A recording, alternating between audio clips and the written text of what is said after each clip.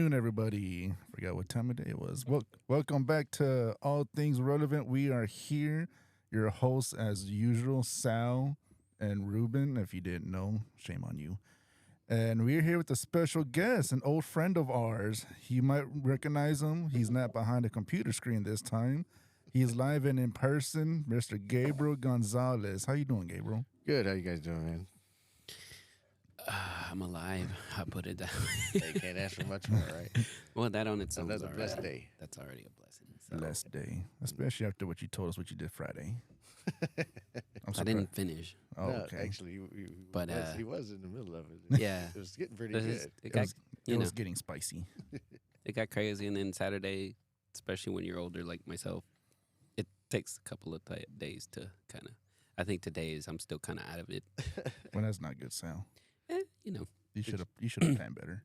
Did you have fun? I should have been more responsible. You should have. But did you have fun?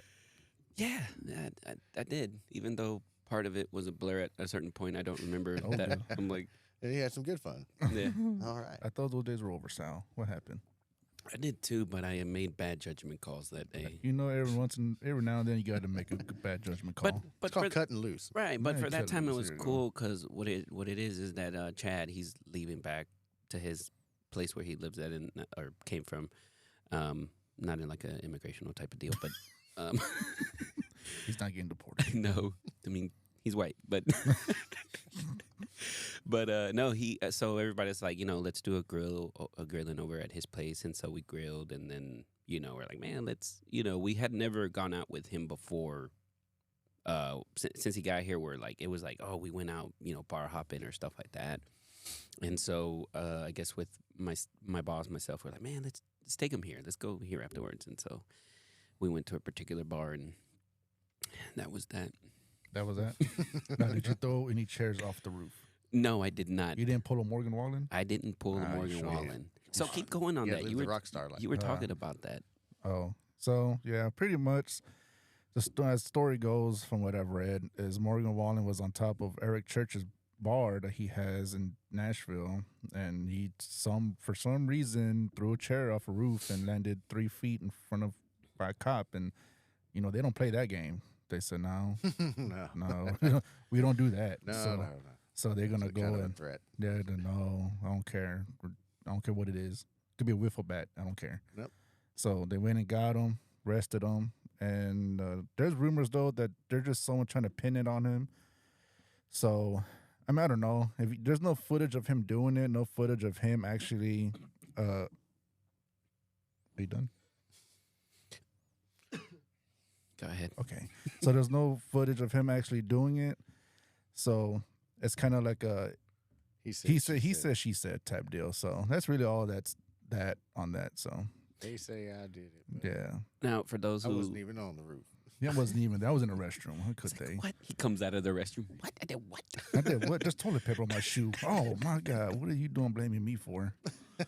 Now, for those that don't know, last time, Gabe, you were on our show. Unfortunately, it was through Zoom. Things got cut off, but you did tell us you were in a band, right? Like you did play for a band. Yes. We'll come- just say yes because at this point now we've had a few get-togethers and practices. We've talked about how we're going to go, on in the future, what we're going to do, what our plan is, and so yes, at this point we are in a band. You coming out of retirement? I think so. Nice. I hate to sound, all John Wick and stuff John like Wick. they've asked me for years now when you're going to go back, and I'm like, I'm done. Did they give you like the gold coins and all that too? no. Oh, okay. I don't have any gold. But you've never done anything like that, huh? Like, What? had you ever Hitman? thrown a chair at a cop?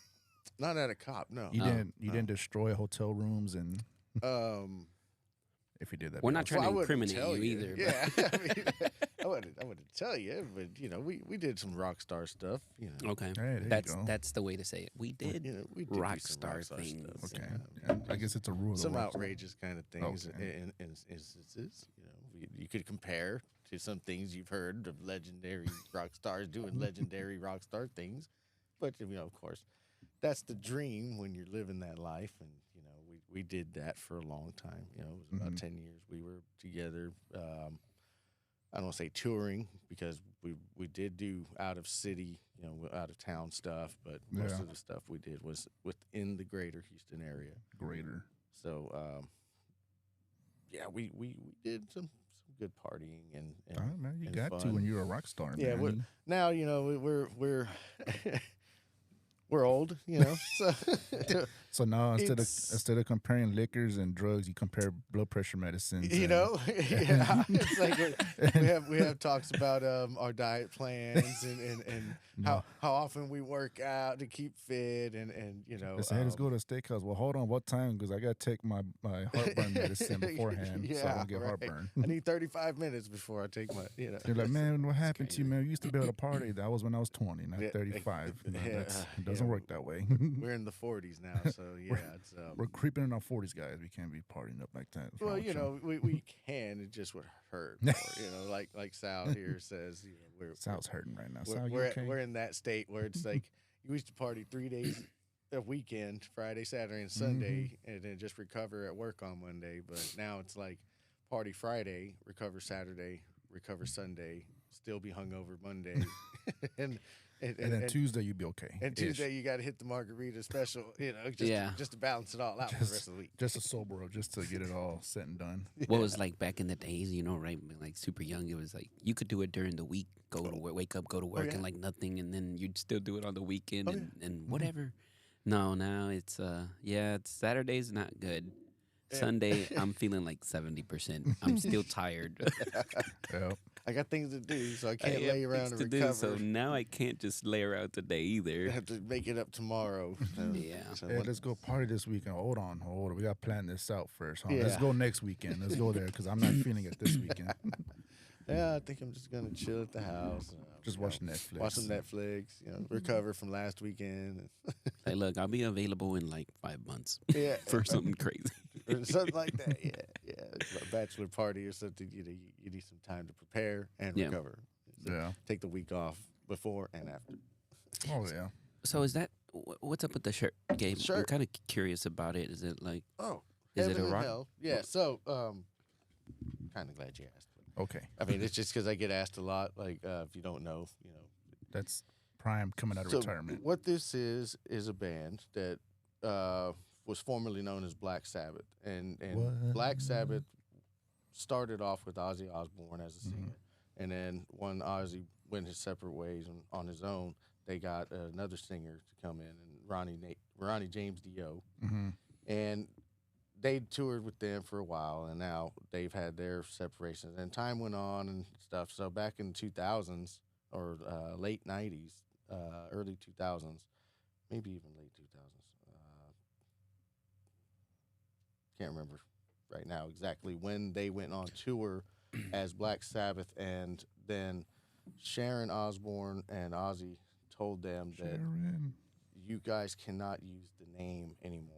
Like, you have to change your name. You can't tour as Black Sabbath without Ozzy. Yeah, because So- he made it famous. So what they did was they took the album that they wrote together, which was Heaven and Hell, and they just named the band after that. And they went on tour as Heaven and Hell, playing the songs from the album and all the songs that he wrote with the band. And I went to see that tour with my mom and her boyfriend, which was a big influence in my music lifestyle or career, you know. Yeah. So it was something like that was just kind of where I was in that time, like a teenager life. You know, Yeah. the influence that I had was my I would call him my stepdad. They weren't married, but they were together long enough. They were common law. So Yeah. you know, my stepdad, he was. there we go. I was Sorry. hoping you'd say go the mic. Let me get it. Wait, why'd you say something? Yeah. man? So yeah, come on, man. I said it before. Yeah, so he took us, actually. He invited us to go. I believe my wife was my girlfriend at the time, so I'm in probably my 20s now.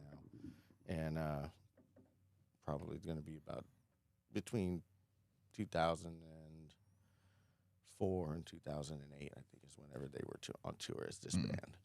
And they did a great show, Cynthia Wood Pavilion. It was awesome show. And It was awesome, Sal. I love that place for concerts. we I've just never saw been there. we just gotta saw go. Pantera there and Lamb of God You last saw Pantera? Lamb of God I'm last not a year. big fan of Pantera. Well, it's all right. Nah, No, it's not. It's not really. It's not all right. it's You should be a fan. I can never. You get, are from Texas. I You can't should get be a behind fan. Pantera. I'm sorry. I've tried. I That's just all can't. right. You like pop. So It's not. It's okay. You can stay on no. that line. No, That side of that's that not. line. That too was. This is like the most passive aggressive conversation I've ever had. Sorry to interject. I'm over here looking at this like, are we not allowed to like different music? Well, I'm just saying, I like pop. We just had this conversation, me and a couple of friends of mine, that I'm a metal guy. I Yeah. like metal. Some of the first music I was exposed to as a child was Boston and Aerosmith and stuff like that. My like dad, the original rock. my dad was a hippie in the '70s. So he was pretty into music and partying, and Yeah, that was his lifestyle. it was the '70s. You had to. Right. I mean, once they got up into adulthood, they still had their music. They didn't do so much partying anymore, but they still had the music. And my dad loved his stereos, so he had the big stereos with the tape decks in them and the record players and the whole thing, And we would sit there and listen to music. And he had the big headphones with the big white foam on it. Oh yeah. Yeah, we used to put them on. They'd be bigger than my whole head, and I'd put them on, put on Aerosmith for me, and I'd sit there and I'd listen. Like I'm 3 or 4 years old, so I'm just sitting there listening to rock and roll music, basically all day, every day. And when I got into elementary school, that's when all my friends started listening to rap. And, he was like, "Nah, you're not bringing that in my house, no. I want that in my house, Right. Gabe. Yeah, so Take this out. so Go to your mom's and listen to that. they ended up in the '90s starting to listen to more country music and Tejano music, like all the dance hall stuff. Yeah. So when they did that, then I kind of migrated over to the rap scene, and then involving like rappers like Anthrax did with Run DMC and Ice-T with Body Count. I mean, that was one of the first albums that I heard. Metallica was actually the first rock metal band that I ever heard that was different than the classic rock that my dad had and the pop music that my mom would listen to, and the country and the western and the Tejano cumbias, that they would listen to. That kind of sparked something in my mind. Like I always wanted to be a musician because my grandfather had instruments. Yeah. All kinds of instruments. He'd get instruments from random places, estate sales and garage sales. He'd just go there. And some people would throw them out in the trash, and he'd go get it and be like, One man's it's trash perfect, and another man's treasure. "Yes, good guitar. exactly." He'd go grab it, and it'd be a good name brand. Something back in the '80s and '90s that still cost you $500 back then. So nowadays we translate that as eight to 1,000, and he'd be like, "They just threw it away. They had no idea." It's only missing a string. I could get the string. Don't worry about it. Something like that. He'd be like, "Oh, it's just got this little piece. I got 6 guitars. I can take one off of and put it on it." And he would do that. He'd make a playable guitar, and he'd go and give it to somebody, like somebody that was a teenager that had an interest but no money, and he'd take it to him and say, "Here you go, that's yours." Wow. So music has always been a real big thing in your life. Then, so it's been in your family. You just said your grandpa. He wasn't a professional musician. Yeah, He wasn't really great at playing because he had some nerve damage in his fingers, so he couldn't play so much anymore when I was involved. But he was always influential, trying to get me to play something. Here's a guitar. Here's a flute. Here's a saxophone. Did you like it? No, I didn't try it. Well, give it back to me. I know somebody that wants it. And he'd bring me something else. Well, he brought me an organ once. I'm probably like 8 years old at this time. It was one of those electric organs, and it was huge and had a stand. You plug it into the wall, and it sounds like this fan comes on, and you start playing, and it sounds like one of those organs you hear in a church. Yeah. And so I was like blown away. I'm in the band Boston now, and I'm the keyboardist, so I'm trying to play along with the tapes. I got the tape on, and I'm finding the notes and the keys, and I'm like, this one sounds like that. And so now I'm putting the notes together with the song, and now I'm gonna play a part. So I'm like, I got this. it's all right, you know. So I have some family over from Corpus. I believe it was Corpus. They came over just for the weekend, and I was like, all right, I'm gonna put, do a performance. Put this up in the living room, and jam out to the song. So And they gotta watch it. They they got to. So so they have to. It's mine. It's my house. they were always supportive of whatever any of us did. My family's very good to everybody. In Corpus, they're very tight. We don't have so much family here. Everybody down there is pretty tight because they're all down there. Up here, it's just kind of like my mom, her. Now it's just my uncle and my aunt and my grandma. But they're close because they live in the area, so they can pretty much stay in touch all the time. They can visit each other as often as they can. Whereas we're way off on the other side of town. It takes us about an hour just to get there. And then, we got to be there for enough time to say, hey, it was worth the trip. Yeah. And then another hour back home. So you're talking it's half a day at least. Oh, yeah. So, for them, it's a 10-minute drive down to grandma's, and then, we can go grab some groceries and go back home, and you got half a day to mess off, So it's just, where we got off topic. It happens. You're a lot. about to play. So I'm about to play, and like I concert. said, they're being very supportive, of course, and so I go and I start ripping into this stuff, and it's a mess. I'm making all kinds of noise, and I'm thinking I'm jamming out, and I'm rocking out, and they're just like, yeah, all right, woo. And so after that, I was like, that's what I want to do for my life, I want to be a performer. I want to be a rock star. Basically was what I was shooting for. Like, I want to be a rock star. I want to be what I see on MTV. That's what I want to do. I want to go throw chairs. I want to play on the stage. I want to throw my guitar to an amp. I want to kick stuff over and watch it explode. And I want people to cheer me on while I do it. I want to go stage dive and super glue stuff to the ceiling. Yeah, I mean, I was one of those kids that when my parents left, I was able to watch my brothers. So I had 2 younger brothers, and I was always, since about 10 years old, I was like, hey, you're pretty responsible. You can make sure they stay in their beds and their bedrooms, if nothing else, and you can stay outside, watch cable all you want. Yeah. Don't go outside of the house, stay inside, watch TV. You can have a friend over, but no more than one. Yeah. And typically, my friends' parents wouldn't let them come over unless somebody was watching. So it was just me, and so I'd get to watch whatever I want, which was MTV and Headbangers Ball. So once that came on, I mean, it was like, turn the radio up. Let's, I'm by myself in a mosh pit across the, the living room. I'm smashing stuff with, I'm smashing pillows against stuff, and I'm trying to do everything but break something. Mm-hmm. And it was one night that my neighbor comes down from upstairs, and she's staring through the window like, "Oh my God, there's something wrong with this kid. Kid's a tornado. Kid's possessed." Yeah, right. So later in the week, when she sees my mom, she's like, you need somebody there. Like he is destroying the house. And she comes to me, she's like, what? Well, usually I had it cleaned up by morning, Yeah, so they wouldn't know. Up, She told on me, and which was okay because it ended up leading to a friendship with a neighbor that I was already friends with, but we ended up getting real close because she sent us up there to her house now. Yeah. So our weekend was kind of ruined. We didn't have our own space, but we did have somebody to go and play with. And he had a lot of cool toys because he was a single child. Yeah. And so he got the new stuff, and we got all the secondhand stuff from all the friends that were giving away their older kids' toys. And it was like, hey, he's got the new, he's got the new games, he's got the new toys. It's like, yeah, we don't mind going up there for the weekend. Sure, why not? I mean, it's one night, So You're Friday like, night, yes, my plan worked. yeah, right. Like, hey, this actually is beneficial. And I didn't get to have my MTV Headbangers Ball so much, but it was to the point to where it was like we were doing maybe 2 nights a week where I was watching my brothers, and it was sometimes where it was like, okay, there's stuff going on. We lived in a kind of a bad neighborhood, so it was like, hey, we're hearing gunshots every night, and it's like, hey, okay, maybe y'all need to be here.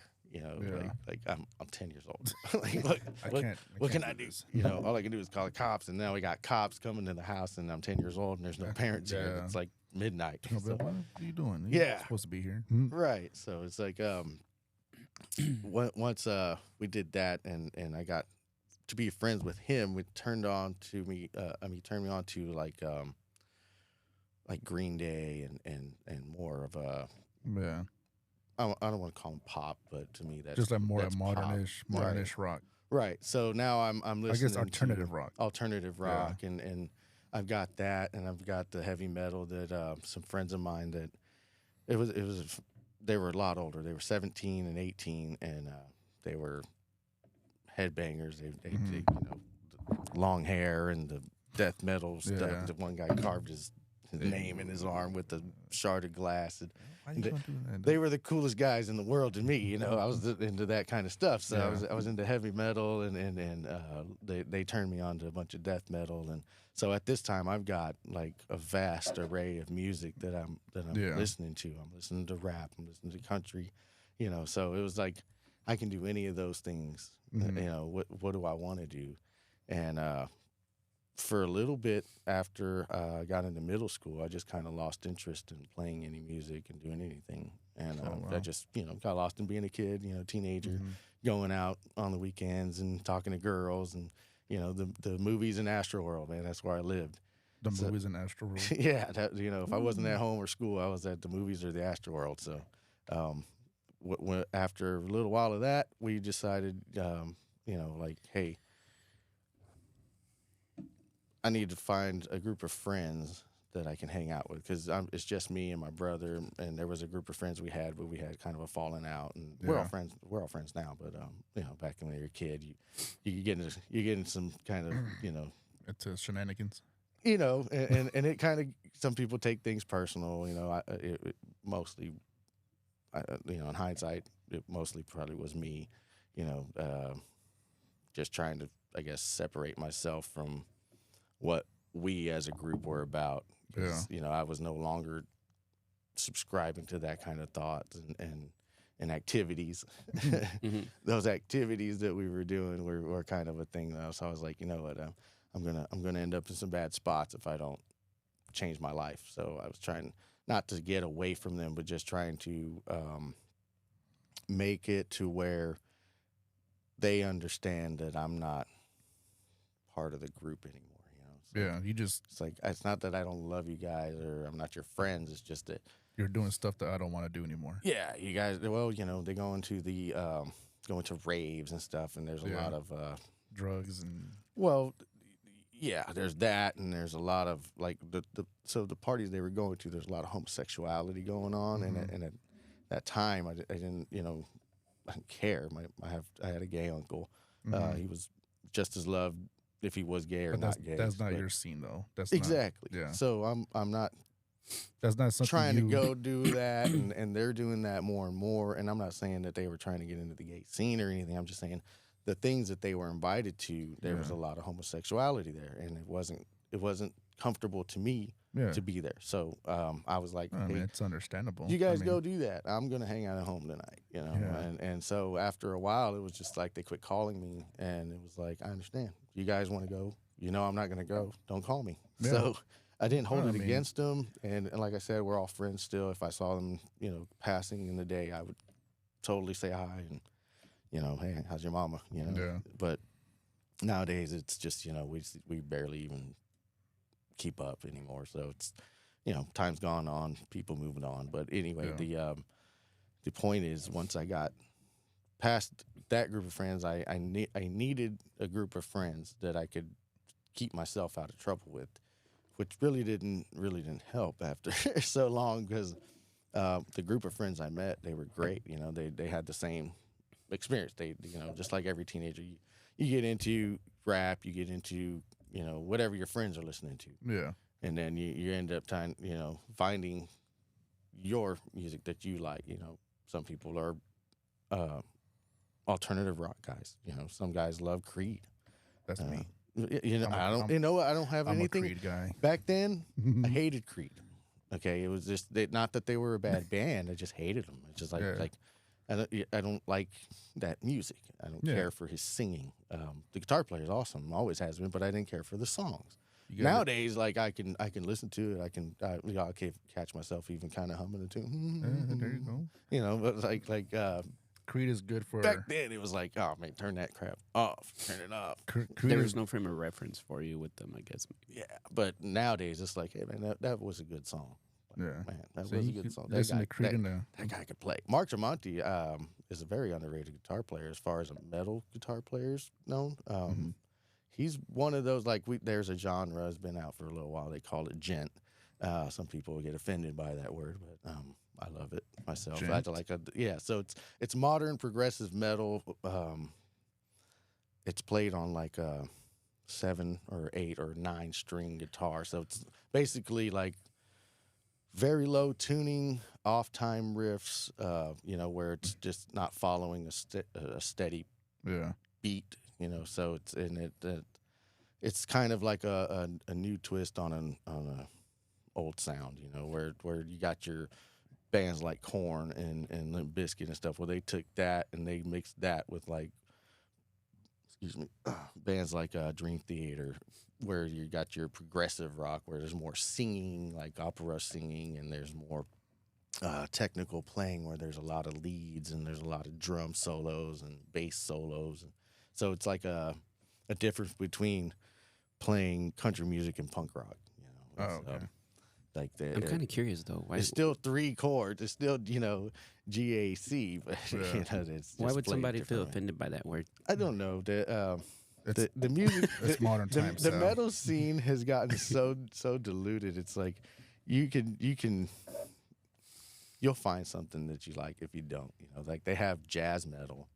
There's a where jazz metal? and so it's basically like what they call gent, but gent is more of a metal, whereas jazz metal, it's kind of not funny. It's actually pretty good. I've been listening to a band lately. I don't know how to say the name really, but it's 2 bass players and a drummer.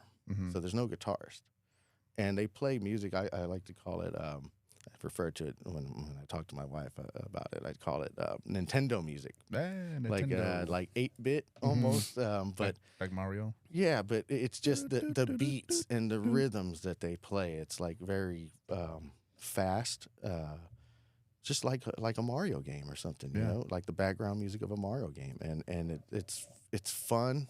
It's not real doomy, gloomy like I like, but this stuff is really kind of cool. Like It's not screaming in your ear. And there's no singing at all. Oh, there's no singing. Yeah, I've got Right. this last couple of years. I've really gotten into instrumental metal songs where there's no singing at all.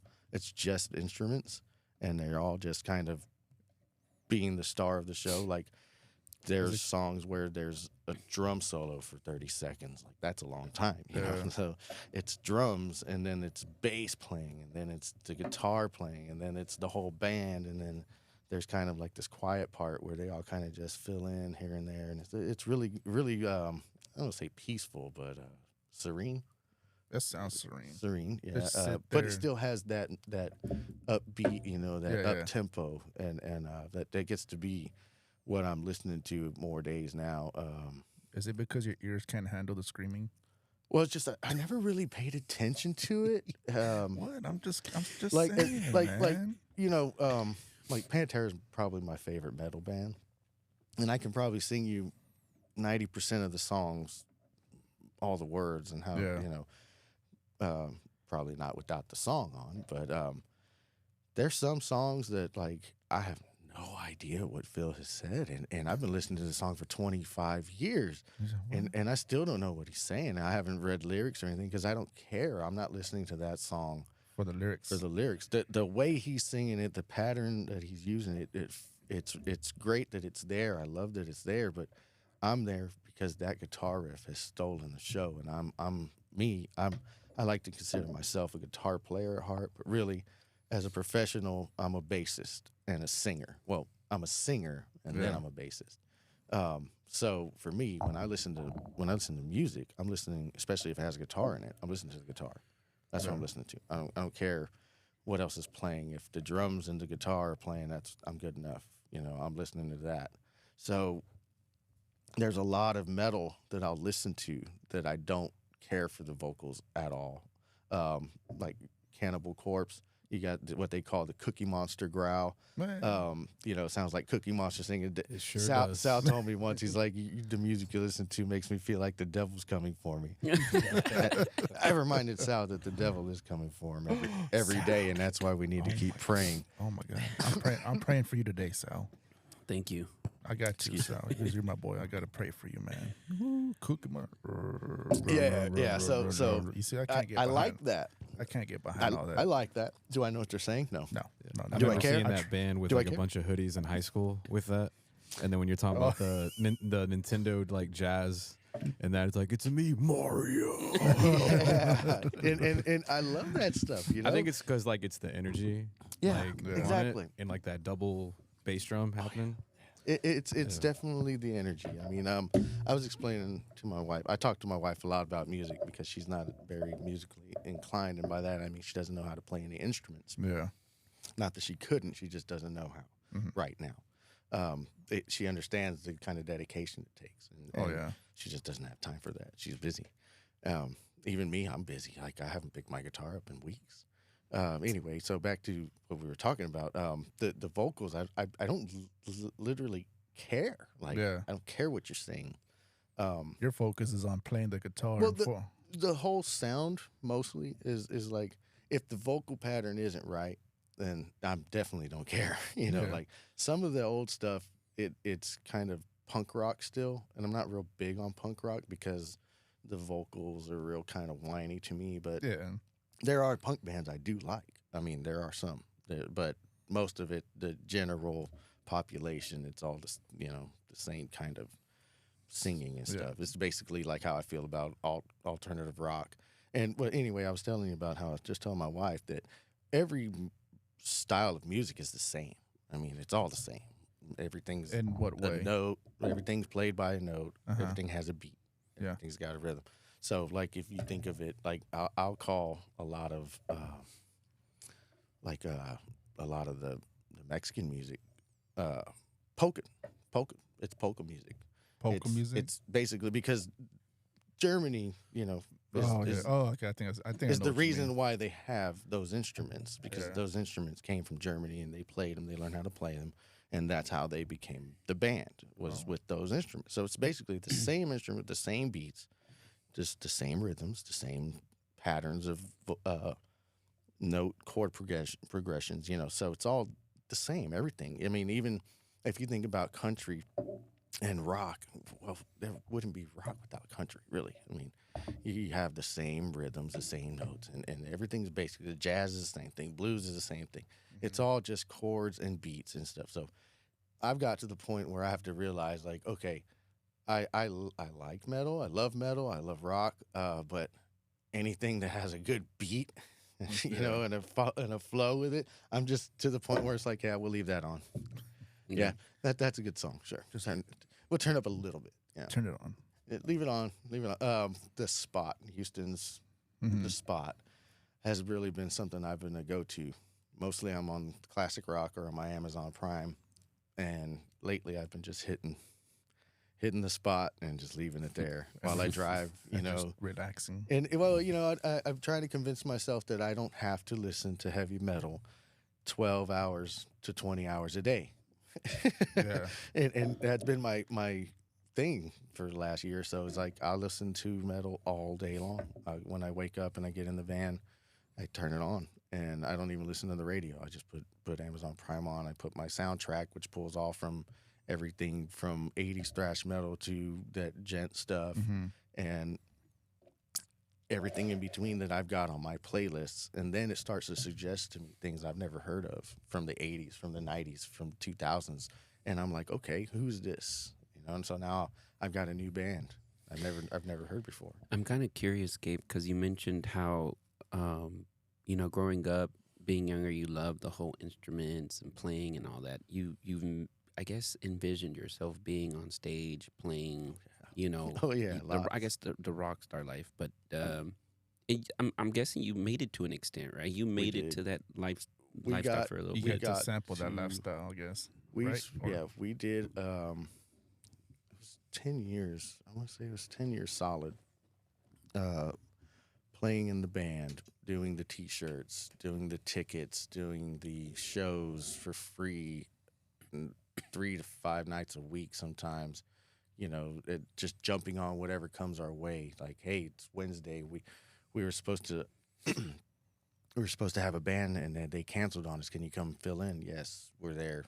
We were just gonna hang out at my house and play anyway. We'll go play for you. Sure, we'll do a free beer all night. Okay, great, even better. Oh, so that's it. See, So needs money when you it's get not like free beer? it's not like we didn't get paid. But I got to the that free point beer, though. after 10 years. I got to the point. It was like, we need to professionalize this. I told them, we can be bigger than Kiss if we do this right. Like, anybody can. Anyone can be bigger than anything as long as you dedicate, You put your have heart to- in it. Exactly. You have to have enough heart. I mean, that's the thing, right? So it's like a lot of people want it quick. They want it instant, but there's not enough heart, not enough drive in people anymore to want to do something. Like back in the day, I mean, think about when Ozzy and Pantera and Aerosmith were coming up too. It was They harder. pushed themselves. It was harder back then to get noticed than it is now. They didn't have the internet. No. They went to little small bars or clubs or parking lots. I mean, there's Exactly. stories of all of them going, well, yeah, we started in a parking lot somewhere. And Exactly. we saved up enough money to do a recording studio and pass our CDs for free. And then, so, I mean, back then they had each other. They had to push themselves. They had to have that mindset, that drive. Nowadays, a lot of people don't do it. They rely on social media and they rely on, And old money and I'm all about that now. my dad I is really am. this and this and that, so we can do all this. So it's like, Yeah, I am all for the YouTube thing. It's where it's at right now. oh yeah, Especially if you're going to play metal. There's nobody out trying to discover the next Iron Maiden or the next, Korn or the next whoever the big guy is now. Yeah. I'm old school, so I don't really know a whole lot of new bands. yeah, But that's the key. A lot of the people I watch are soloists. They play guitar for YouTube, and they have tours that they go and they do, and they play their guitar with the band, but they're the star of the show. They don't even sing. They just get up there and they play an hour or 2 hours of them just playing their guitar. And it's like, that's what YouTube did for him. Yeah. He started off with a day job, getting off of work, going home to his basement, playing his guitar for 2 hours, filming it and recording it and, editing it and putting it together, put it out on YouTube and say, hey, world, this is me. This is what I do. Check me out. and Follow me. I got some more stuff coming. and that's what you need to do. Really, I mean, that's dedication. That's the drive that you need to be able to be successful now. Well, in the music scene, especially because CDs are a thing of the past. Yeah, you so can't, you can't sell a CD, Yeah. and you had to give it away anyway, just so people can hear your stuff. So I mean, you give someone a CD now, especially a young person, they're gonna be like, "What the hell is this?" And they're just, "What is this? Like, is this some sort of This is my plate. even or- What even is like this? even Is an this a MP3 file. yeah? Is this Like, a free? what is a this? Freebie? Yeah. What is that? Just You don't chunk have that over there. iTunes. Like you're not on iTunes. You're Yeah. not on. You're not on You're not on Spotify. You're not on Spotify. You're not on Like, Prime. You're right. not on. So that's our platform. That's where we are. It's not the times have changed so much because back then, we had to put material together. We had to have a tape. We had a CD. We had to have something, and you had to go out and you had to give it away. You had to be Yeah, like you go, really had like everybody. flyers, like, "Hey, take- listen to my music, please. Yeah. And, give us a call or And whatever." that's where you get to the demos and the singles, because you don't want to give all your stuff away for free. You just Yeah. want to give them a taste. Say, hey, look, this is what we sound like. We're going to be playing at this club. Come check us out. And sure enough, you get out of 1,000 people, you'll get 100. Yeah. And out of those 100, you'll get 10 people that show up to the next one. Mm-hmm. Maybe, If you're lucky. if they like you enough. One of the things that I like to tell bands when they're just getting started, especially young kids, don't look at it like you're going to be a success overnight. Oh yeah. Because every band that you see that's famous has put 10 hard years in Minimum. before you even heard of them. 10 long, hard years. 10,000 hours is what you need to do something at a master's level. And we got to that point where it was like, we've put our 10,000 in. Let's get this stuff blown up. Let's do this. And everybody seemed to be on board. Well, of course, you know, the egos have to come into play, and me being the singer, I probably had the biggest one, you know. So Yeah. for me, I'm like I'm I'm the leading, star. I'm leading the band. You know, this is what I want to do, and you guys can follow me, and we can do this. And I don't know, we have my brother Joshua that does the podcast with me. He's Mhm. like one of the biggest things that has been an influence in my life, my adulthood. He took so much interest in us that he built us a studio. He bought all this grand equipment, and we started to record.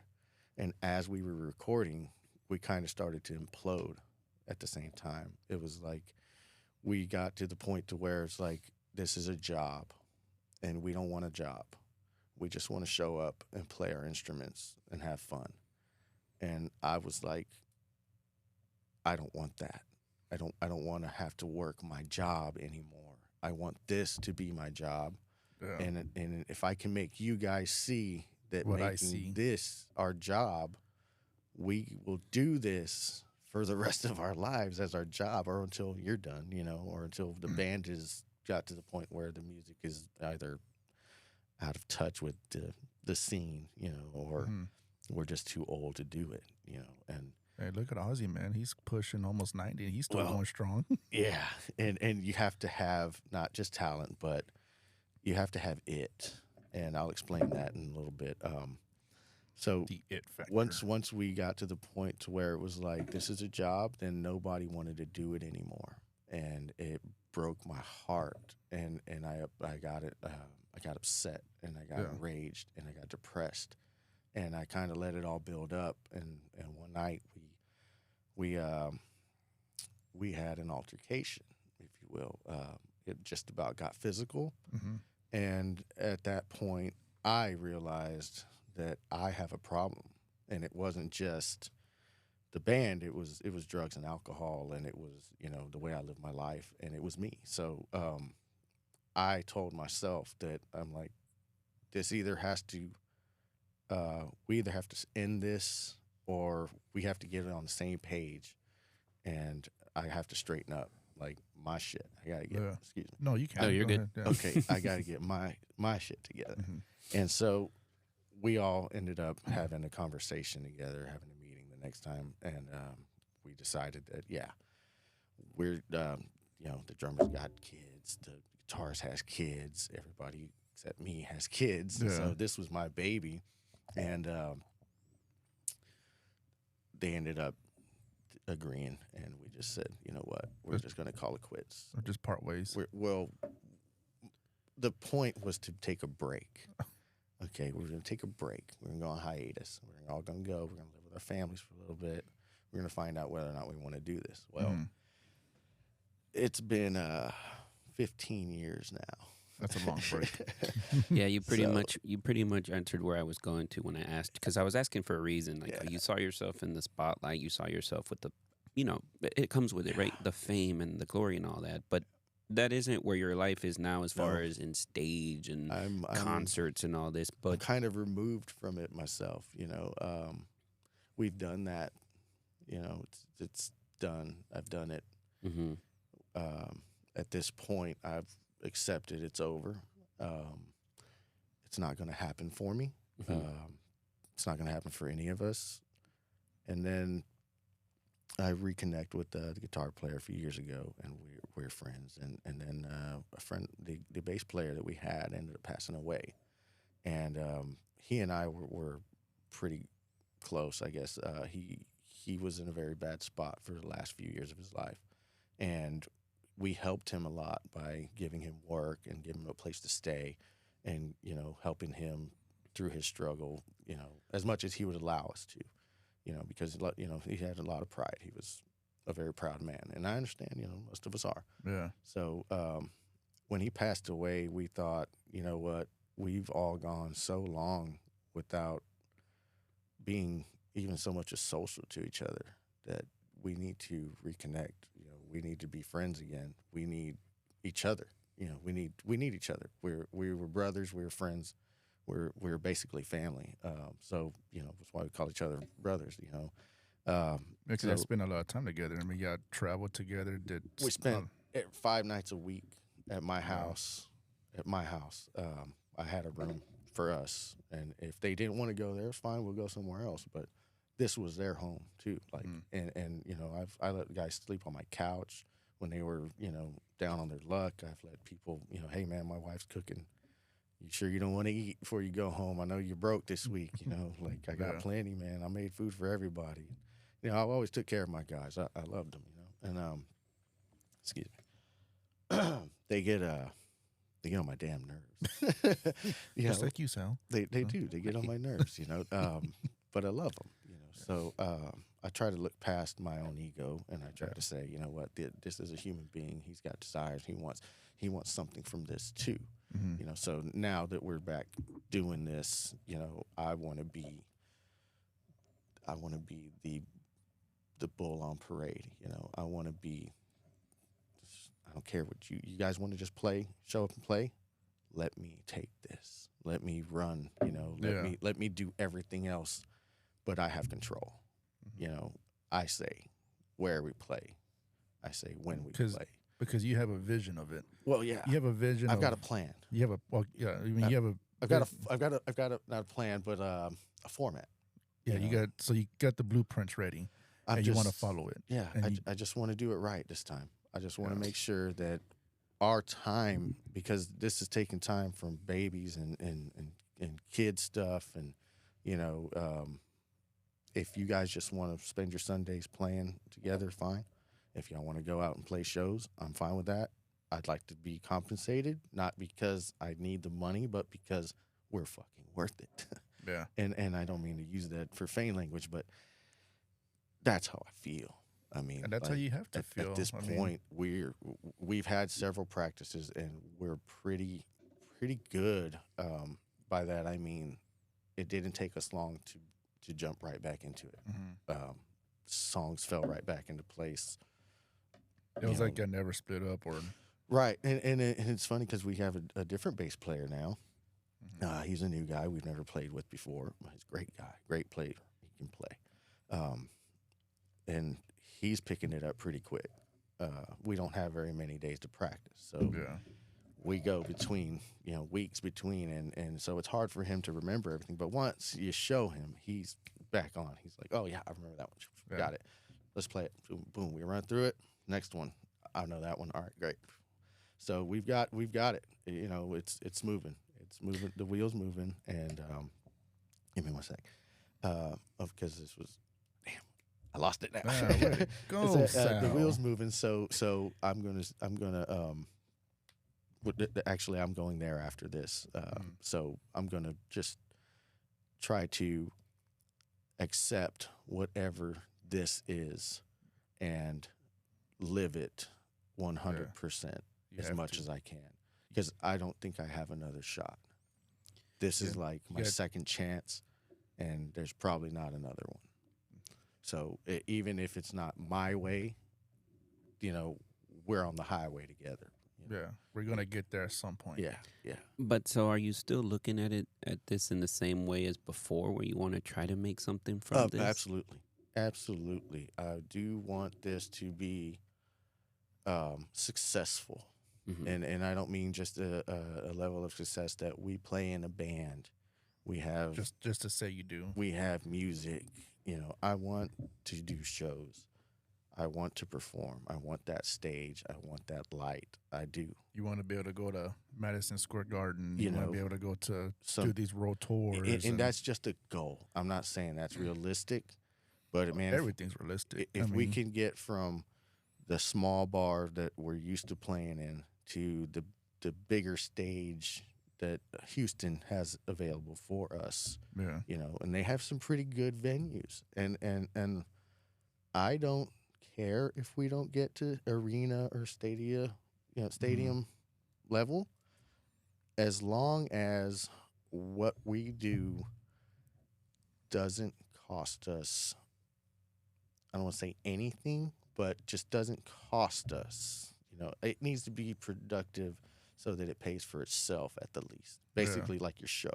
Mhm. You know, you want it to be able to self-sustain. Oh yeah. You know, you don't need 1 million followers so you can have movie checks coming in every month and you're able to go buy a 10-acre ranch and With stuff the like $20 that. million mansion. But you want to be able to go to work and know that your money came from work and stays in your bank account and your show's taken care of. Yeah. You know, and that's where we want the band and where we want our show. And And he it's- gets it, Sal. yeah, we're not out to Right. be I rich just- and big stars. We just want to make sure what we're doing is able to provide for itself, so we can keep doing it. Right. I was just asking, like, I was curious because of where it seemed like how things started to how they ended at a certain point. So you don't want it to be the highest cost is your humanity, your friendship, Right. and Yeah, you know, I all mean, of that. look, if it came down to it, if it came down to it, to be honest with you, we get to a professional level, and somebody doesn't want to continue or doesn't like the way we're going, I would have to part ways. You know, I would have to say, look, we're in this. You know, this is what we're doing. This whirlpool that we've been sucked into. If you want out, there's a lifeline. Pull yourself out. You know, we'll help you. We'll push you out. We'll accept you when you want to come back. But we're still going. But we're still going. You know, and that's the point I like to get to. And I've talked to them about it. Like, look, it's not bad to have a replacement singer. It's not bad to have somebody to back up. If I can't make it to a show, you know, if my guitarist can't do it, somebody needs to be able to come out there and put it on the show. And if they do better than me, hey, you know, They do better than me. you know, that's what it is. And if I get replaced, which that shouldn't happen because You're the brains. I'm the brains. So, But but you can always be a manager. well, so that's where I'm trying to get to is my brother was supposed to be the manager. And that's kind of what the problem started with because we were using the studio and they want to do things their way. And they're not studio producers. And they might not know his background, but I do. And he used to be a studio producer back in the 90s. So he knows stuff. He knows how to do it. And so I was all on board, let my brother just take us, you know, take it and let him do it. All we need to do is go and play our instruments like you guys want. Yeah. He wants to manage us. He wants to record us. Let's let that happen. And all we got to do is show up and play our guitars. Well, they didn't like that. They wanted to be, you know, oh, I want my cymbals louder. I want my, you know, drums louder. Let's do it again because I don't like that. Like, no, you don't have to do that. No, I want to do it again. And so I don't know what it was. I don't know if they just didn't like that they didn't have control. Mm-hmm. I think that's probably what most bands have a problem with is who's in control. You can't tell me what to do, you know. Well, Okay. someone's got to drive the truck and someone's got to drive the bus. So That's where my brother keeps coming in. He's like, well, you're going to have this thing when it gets pro, it's not you 4, it's not you 5. It's a team. Mhm. You've got managers, you get foot soldiers, you know, the guys that go out and promote for you, your promoter, you know, you've got, this is a business now. It's no longer just a band out playing on the weekend and playing a Friday night for free at a bar. no, you know, it's an actual this is turning business now. this is turning money and people need to be paid.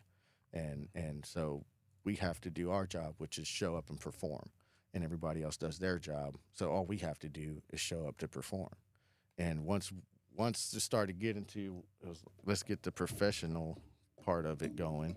It was like, man, you know, I don't think it's what they expected. Mm-hmm. I think they expected to just be able to do their 9 to 5, show up to practice 2 nights a week, which stopped happening a lot closer to the end.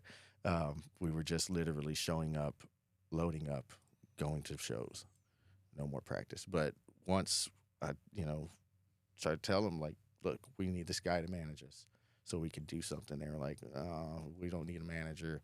We don't need this. We don't need that. It's just us. Let us do it. Like, okay, but us isn't doing it. We're not, us isn't doing anything. Us playing 5 nights a week and not practicing isn't the way we're going to get exposure. And that's the big thing that everybody was about back then is exposure. Let's play as many shows as we can because we'll be exposed. We got exposure. But that's not necessarily the right way to do it. You have to get your music down, put it out on the radio, local radio, get your own radio station to play your song. And when you can do that, people will hear it. Then they announce where you're playing. They go see you. Oh, I love that song. That band's going to be at this bar tonight. We're going to go. All right. Let's go watch them. You don't do it 5 nights a week like we were, not in the same town. Yeah. You do once every couple of months. If you're in Houston, you can probably do the Woodlands and then a month later do Scout Bar. Yeah. In Galveston, something like that. Distance yourself. And that way your fans are going to go, we just saw them. Like, yeah. It was $50 for us to go, and that was just for the tickets, and we just saw them. Like, we don't have to go see them again. But if you wait 3 or 4 months and say, hey, we're going back to that bar, and, we're playing your favorite little hole again. Come see us. Oh, yeah. Hey, remember we did that? Yeah. And it's only $50, man. Let's go. Right. So, so now it's not $50 every other week or $50 or whatever it is that you're spending. Cause a lot of times our door would be $5, cause we're playing little bars. And to be honest, I don't think the band ever saw any of that money, like ever. The one time that I recall being paid, and I say I because I was accused of accepting the money and it disappearing. And I think you told me this story. And I before.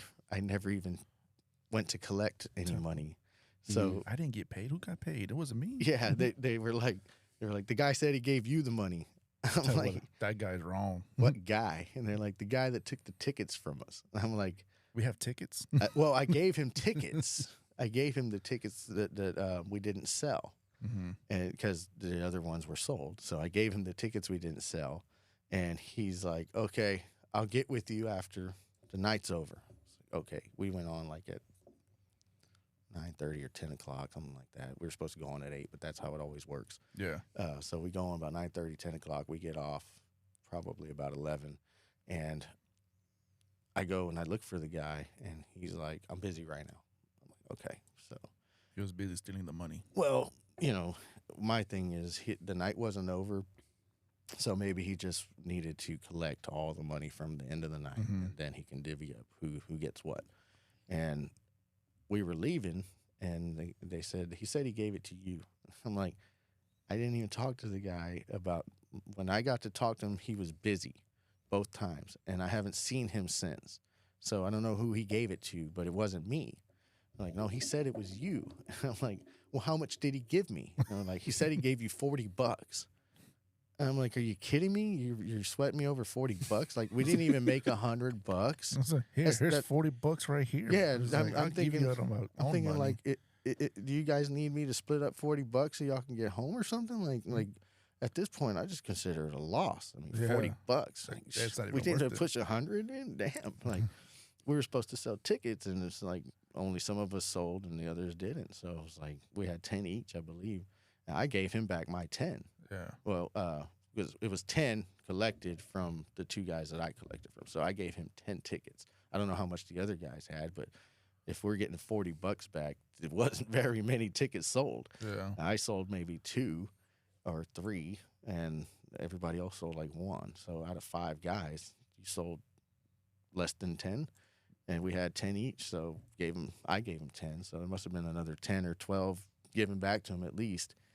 And I'm getting accused of stealing this money and pocketing it, and I'm like, do I need to give you guys $40? Like, do I need $40? I'll give you $40, but I didn't get $40 from the guy. Like, he told me he was busy twice. Yeah. I haven't seen him since.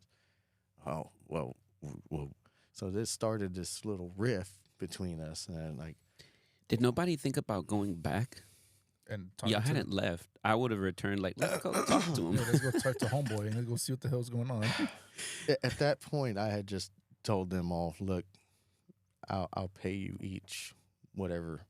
I said, but I'm not in charge of money. I don't want it.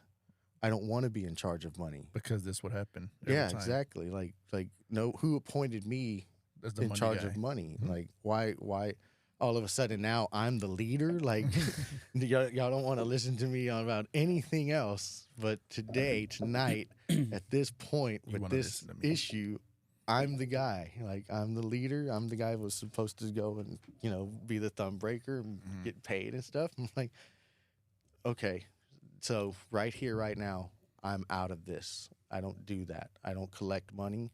I don't collect tickets. I don't do any of that. I'm done. Like this is it. I will not be accused of this ever again. Yeah. And they're okay. I said, so if any of you want to do this ticket stuff again, do it yourself. I'm not And doing it. I'm not doing it. Like I don't need to sell tickets. And that's why you need a manager. Yeah, exactly. And so I talked to them. I was telling them like, hey, Joshua wants to be our manager. And they're like, oh, we don't need a manager. I'm like, It's like, you don't remember, after you that remember the $40 crap- bucks? What happened to $40? That's what happened. That's, Yeah, that's 40 like, bucks incident. I said, after I don't that- want to do that again. like we need somebody that can go and collect for us. And having a manager, he's not making money if you're not making money. Yeah, so he's So gonna it's in his best interest That to you get make your money. money. that's pretty much how managers work. Right. So- And they think, oh, we got to pay him. Okay. What do we pay him if we're not making money? Well, Yeah. nothing. Right. So what's the problem? So no one makes money. So if he's not out there pushing for us to make pocket money, he's not making pocket money. So what's the problem here? He's going to go out. He's going to try to push. He's Yeah. going to be like, I got 5 guys. They need $200 a piece. Like, Yeah. and there's 4 of us in the band, but he's got to get his money too. Yeah. I got 5 guys. How much? And we want 200 a piece. How much? Yeah. What? Let's negotiate. I'm like, oh no, look, I'll give you a 12-pack of beer. That's all you get. And he's gonna turn that down and walk away. And that guy's gonna go, hey, hold on. Hey, on they now. said they gave you a 12-pack of beer. Where's our beer? Where's Where's our- our beer cut guy? Damn it, Gabe. He said he gave us beer, man. What's the beer? Yeah. I I would told you the imagine- manager wouldn't work. I imagine that's how it would go too. It's like I got y'all's beer. Here it is. I took the case. That's my job is to collect the case of beer. I have it. Here it is. Here, Here's now- yours. Here's yours. Here's yours. And Here's- the rest is mine. There it is. Now y'all drink up and go play. That's right. That's what y'all wanted to do. Let's go do that. Me and Sal could be us manager. You want to be our manager, Sal? No, No. Oh, okay. Never mind. That's a big no on that. it's because I've thought about doing it, for other bands. But it's kind of one of those things like you have to be pretty savvy on. You have to be quick on your feet. Yeah, man, and I'm not. Hold on, give me about a week. I'll get back with you. Yeah, I'm a pretty good detective, but just I'm not like assertive enough, I guess. Yeah. I'm gonna ask you if you're gonna tell me a lie. Okay, I believe it's a lie, but I'm not gonna sit here and try to convince you to lie to me more. Mm-hmm. I'm just gonna say okay, and then I'll ask you something else, and if I can figure out you're lying, then yeah, you're lying. So yeah, you're lying. So everything is a lie. So especially once you start to have to interrogate people, it's like whatever he says is a lie. It's like where you going? I'm just walking over here. He's lying. He's lying. He's lying. Follow that guy. Put him in the handcuffs and get him out of here. That's what I'm saying. Well, the good thing is that you're entering into this whole scenery with as an adult, right? Because I think that the show business It's a young can man's game. definitely, when you're younger, man, you won't see certain things coming. And really, even as an adult, just the other day I was checking out that show, the documentary Quiet on the Set. Oh, Oh. yeah. And I was like, wow, man, the type of stuff that kind of they knew how to manipulate and like move even adults around. So they knew how to do that. Who's to say what they were doing with those kids? Mhm. It's so really, I mean, Hollywood, man. Is a very vicious and Oh, yeah. cruel thing. Yeah. Yeah, the fame and stuff. It's amazing what people will put themselves through just to have money and just to have their name out there. Yeah. You know, it's just the entertainment business alone is just, it's very cruel. It is. It's very heartless and they don't care.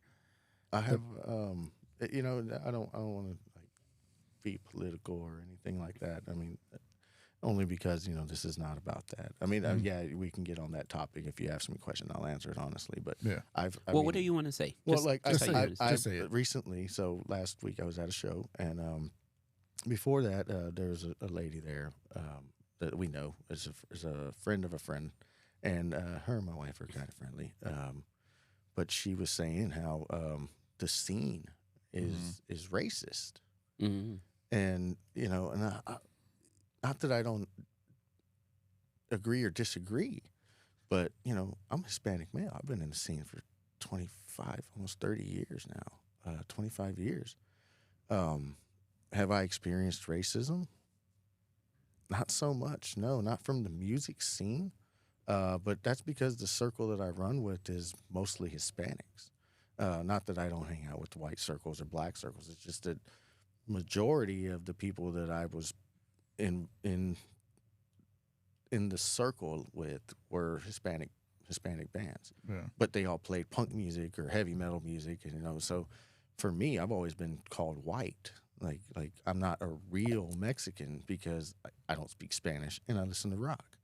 And since I've been, you know, in middle school, you know, when I started listening to grunge music and rock music, like more of the alternative stuff and the heavy metal stuff, it was like, you know, you're white. Oh, you're white. And I'm like, Why? how am I white? Like I'm darker than you, you know, and Darker than you, bro. What's how wrong with am you? I white? Well, you don't speak Spanish and you listen to rock music. I'm like, It's an well, and. how did listening to rock music determine what skin color or what nationality you were?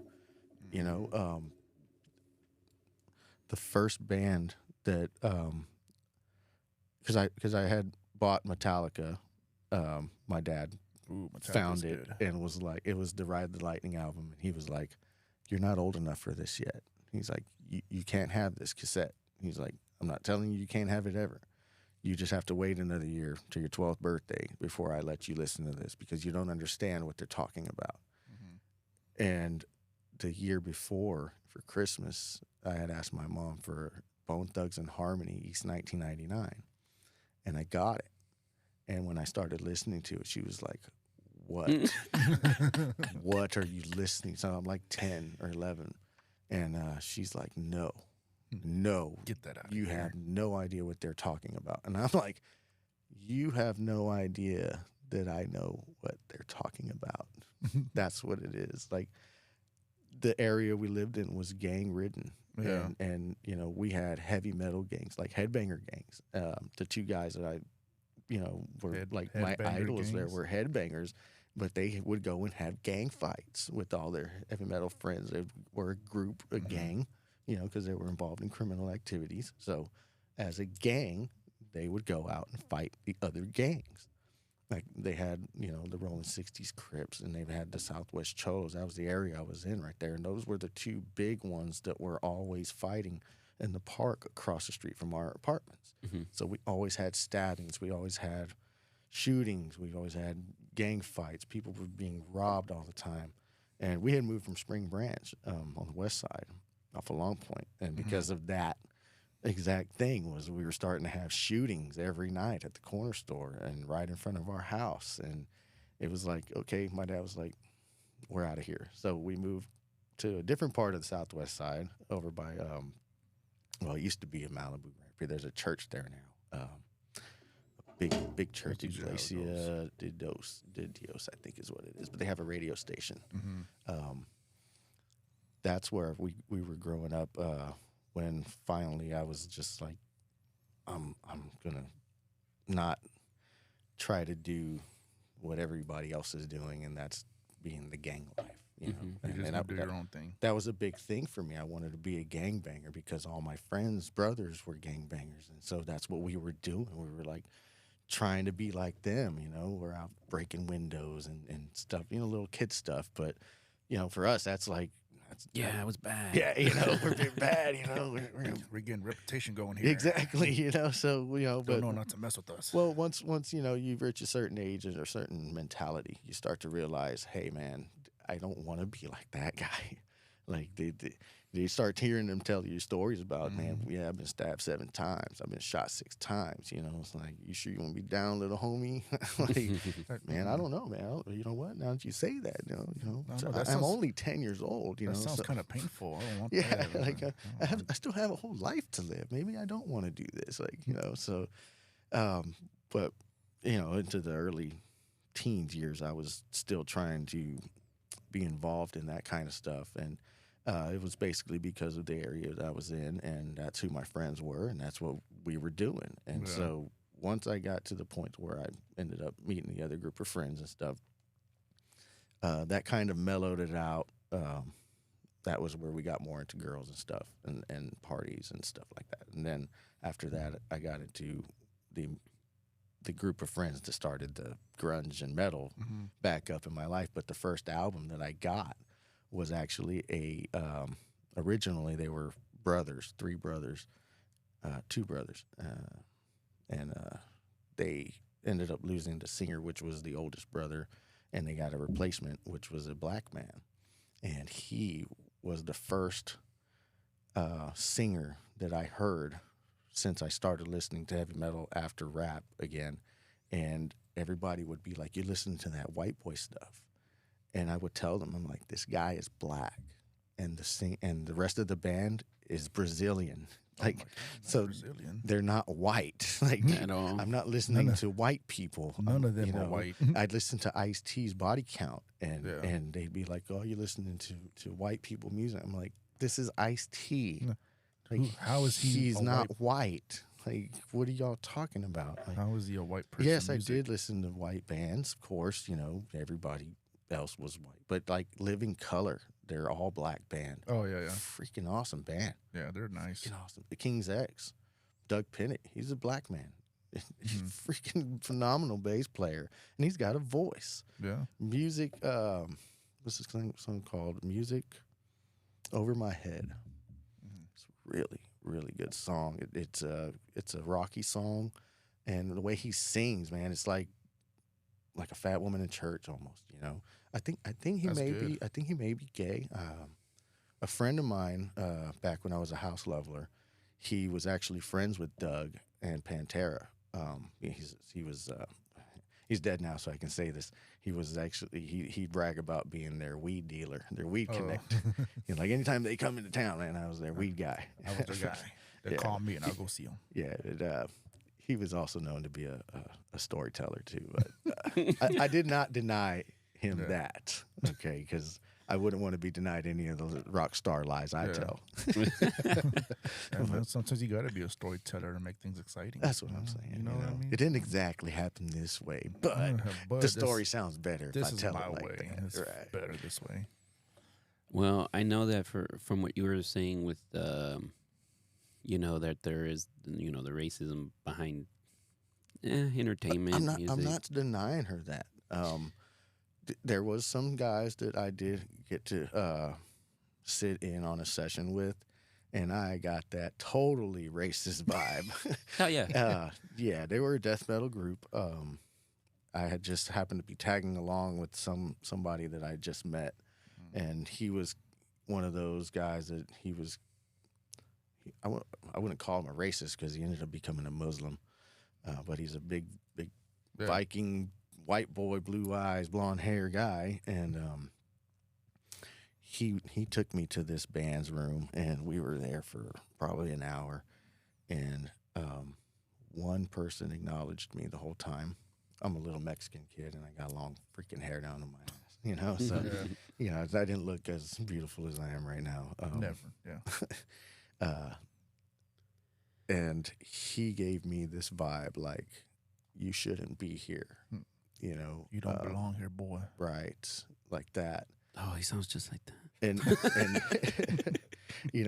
it's only I can probably count on one hand how many times I've had white people be racist towards me. So I don't know, like, that part of the scene. Mm-hmm. You know, I know in my experiences, I have Witnessed it, witnessed it. Yes, and if it's happened to you, but yeah, but not like I wouldn't so much as say the scene is racist. You No. know, certain band circles are racist, very much so.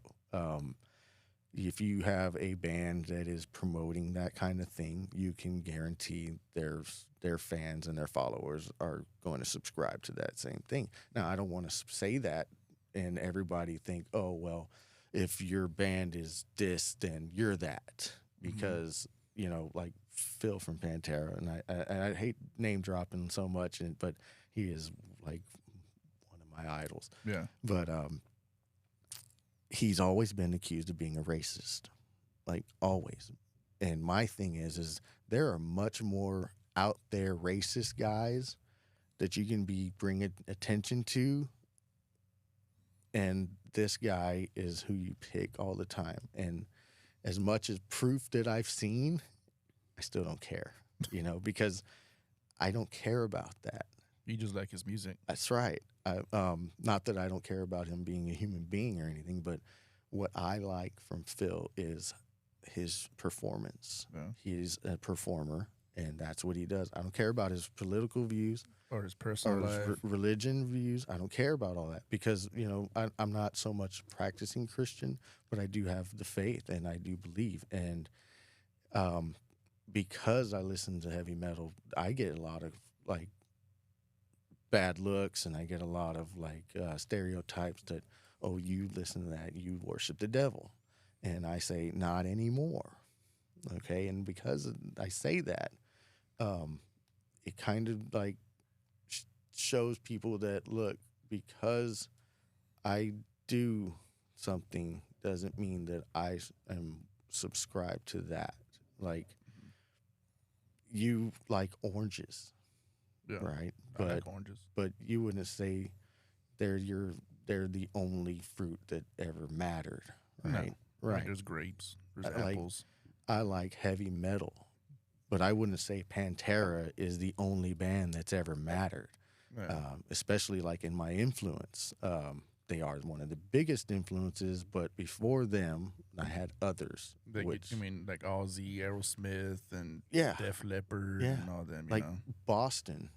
Once again, I'm back to Boston because that's where I was like, once the first song I heard from them started, that guitar riff, that just one note stretched out with all the effects added to it was enough for me to know what I like.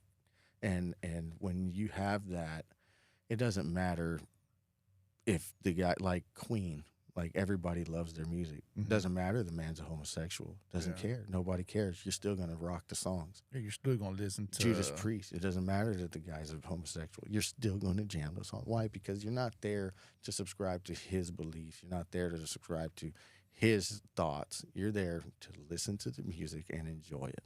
Yeah. And that's what, you know, I have like a lot of the songs that we're trying to do now are stuff that I wrote when I was 17 to 25, maybe, you know, and a lot of it's angry and hateful and not towards directed to one person or one group of people, but just in general stuff that I had to get out.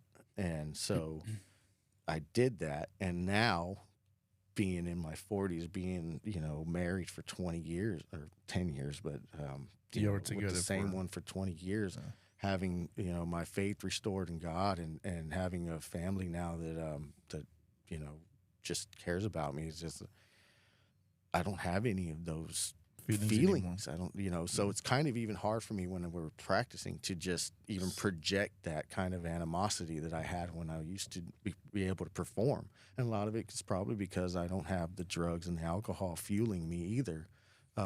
But it's mainly because I don't have that resentment and that hate and that rage that I had towards whoever, myself or whoever, you know, I was thinking of at the time I was writing the songs. And, you know, nowadays it's like, I don't know what to write that would even compare to something that I used to write, because I don't think that way anymore. I don't have those emotions anymore. My train of thought is way different, So it's like I have to, going forward with the band, when we write new stuff, I have to change. I have to change basically everything. I have to change how I think when I write, how I want the song to be heard. Like, do I want to have an angry tone to my voice, or do I want to have, like, how would you say it? Soothing, or like, is this going to be a song that everybody can kind of like nod their head to and jam, or is this a song that one guy sitting at a table of 10 is going to be like, yeah, all right, that's the song, that's my new anthem, Woo! I have to be that judge before I can even start to write, and then I know I'm probably overthinking because that's what I do now. Yeah. Once you stop drinking all the time, all you can do is think. So all you do is overthink. I think all the time. So now you do think all the time. Me too. That's fine. Well, I try not to have any thoughts at least an hour a day, because after a whole day of having multiple things you have to be thinking of all the time, it's like, you know what, I need to shut down. Yeah. I gotta stop. And I got. You ever try to meditate? Yeah, that's something new. Does it help you? No, not yet. I'm only able to do about 5 minutes, and you gotta do more than that. Well, with 5 dogs, and the busy with work and everything, my other work, and then now this. So I've got a lot of little irons in the fire, and it's just, if I can get 5 minutes alone, I'll take the time to just sit there and just try to just concentrate on my breathing, and try to center myself to where I'm not thinking right now. Just like, okay, it's quiet in my head. Yeah. Like, okay, now I'm good. I can go.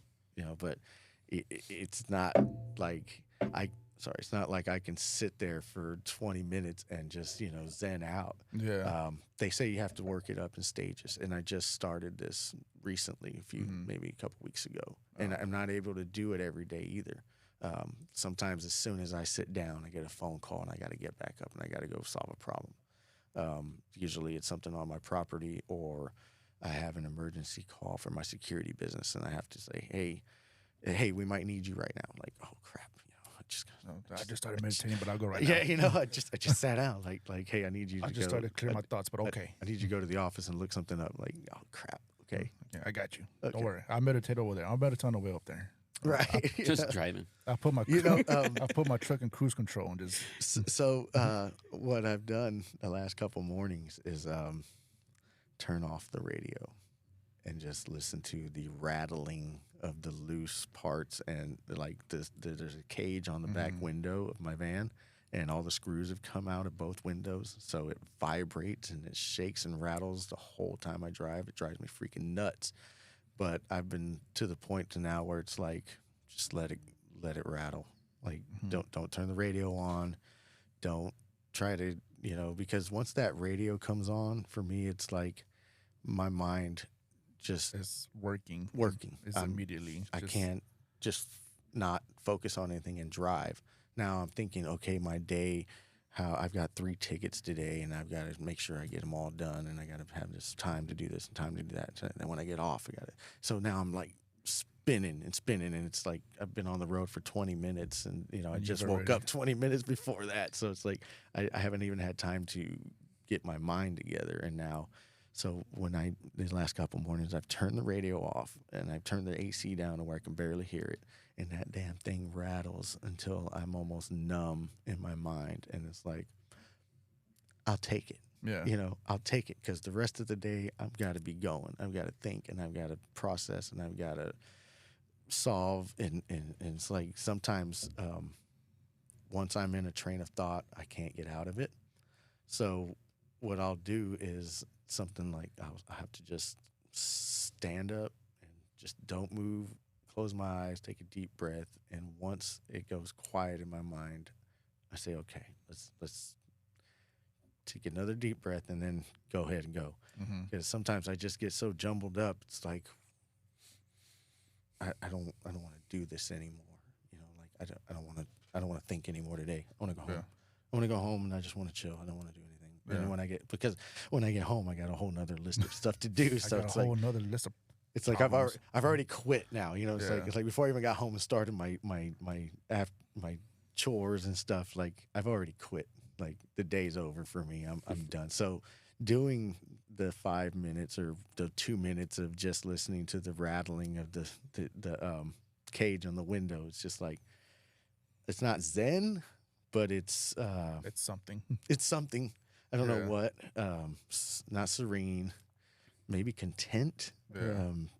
or contempt. I don't know. I'm just to the point where it's like, okay, I've listened to this for about 2 minutes now. I feel like the tension's out of my back and my heart rate's down a little, you know, so Yeah. it's going to be okay. It's going to be okay. Let's turn the radio back on. Let's turn the AC back up. Yeah. You know, maybe I told her put the windows down and enjoy the fresh air. You know, a lot of it's just I haven't been riding my bike lately. Oh, man, that would do it to you. And then last a couple weeks ago, we were doing a funeral ride for one of our brothers that passed, and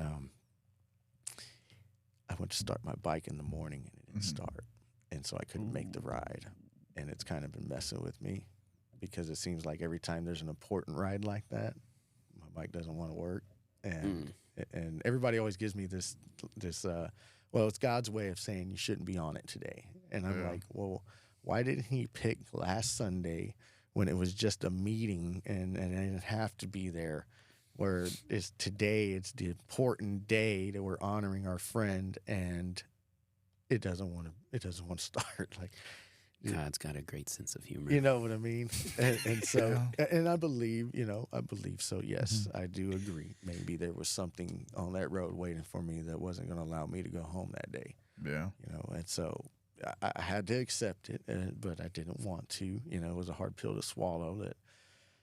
Yeah. Yeah, because to me, everybody else was looking at me like newbie doesn't ever want to ride. So no, my bike don't want to ride. Yeah, well- I want to ride. My bike don't. Yeah, and You should tell them, take it up with God. this one. Well, they told me. It's between So you and God. they told me, so it's me having to accept it, and so I ended up by the end of the service, I was like, okay, it's all done, and then the ride part's over. Everybody's already done. They're You all should have going. just went in your truck. I did. Just follow them in your truck. No, actually, because they led the procession. So they had a police escort. Then it was them, and then the funeral cars, and then the procession was behind. And I was probably maybe 10 cars back, so I was close.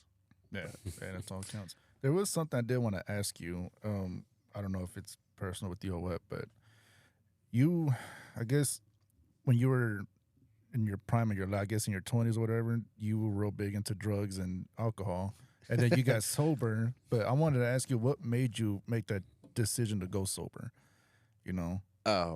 Like what happened that you just decided, I'm done, I don't want to do this no more, I'm just gonna go sober? Or if you can talk about that. Yeah, I can. It's always therapeutic to talk about it, and it always helps people understand. Because for everyone what- that doesn't know, he's sober now. I've been sober 15 years, no alcohol. More than that, illicit drugs. Yeah. I don't. I've been smoking cigars lately, so that's Well, that's something I picked back up. But when I smoked cigars before, I didn't smoke them for enjoyment. I smoked them because they were cheaper than cigarettes, and I inhaled, which you should never do. Oh, but no. I did No, for a long time. Tell him, tell him. So nowadays, it's like I just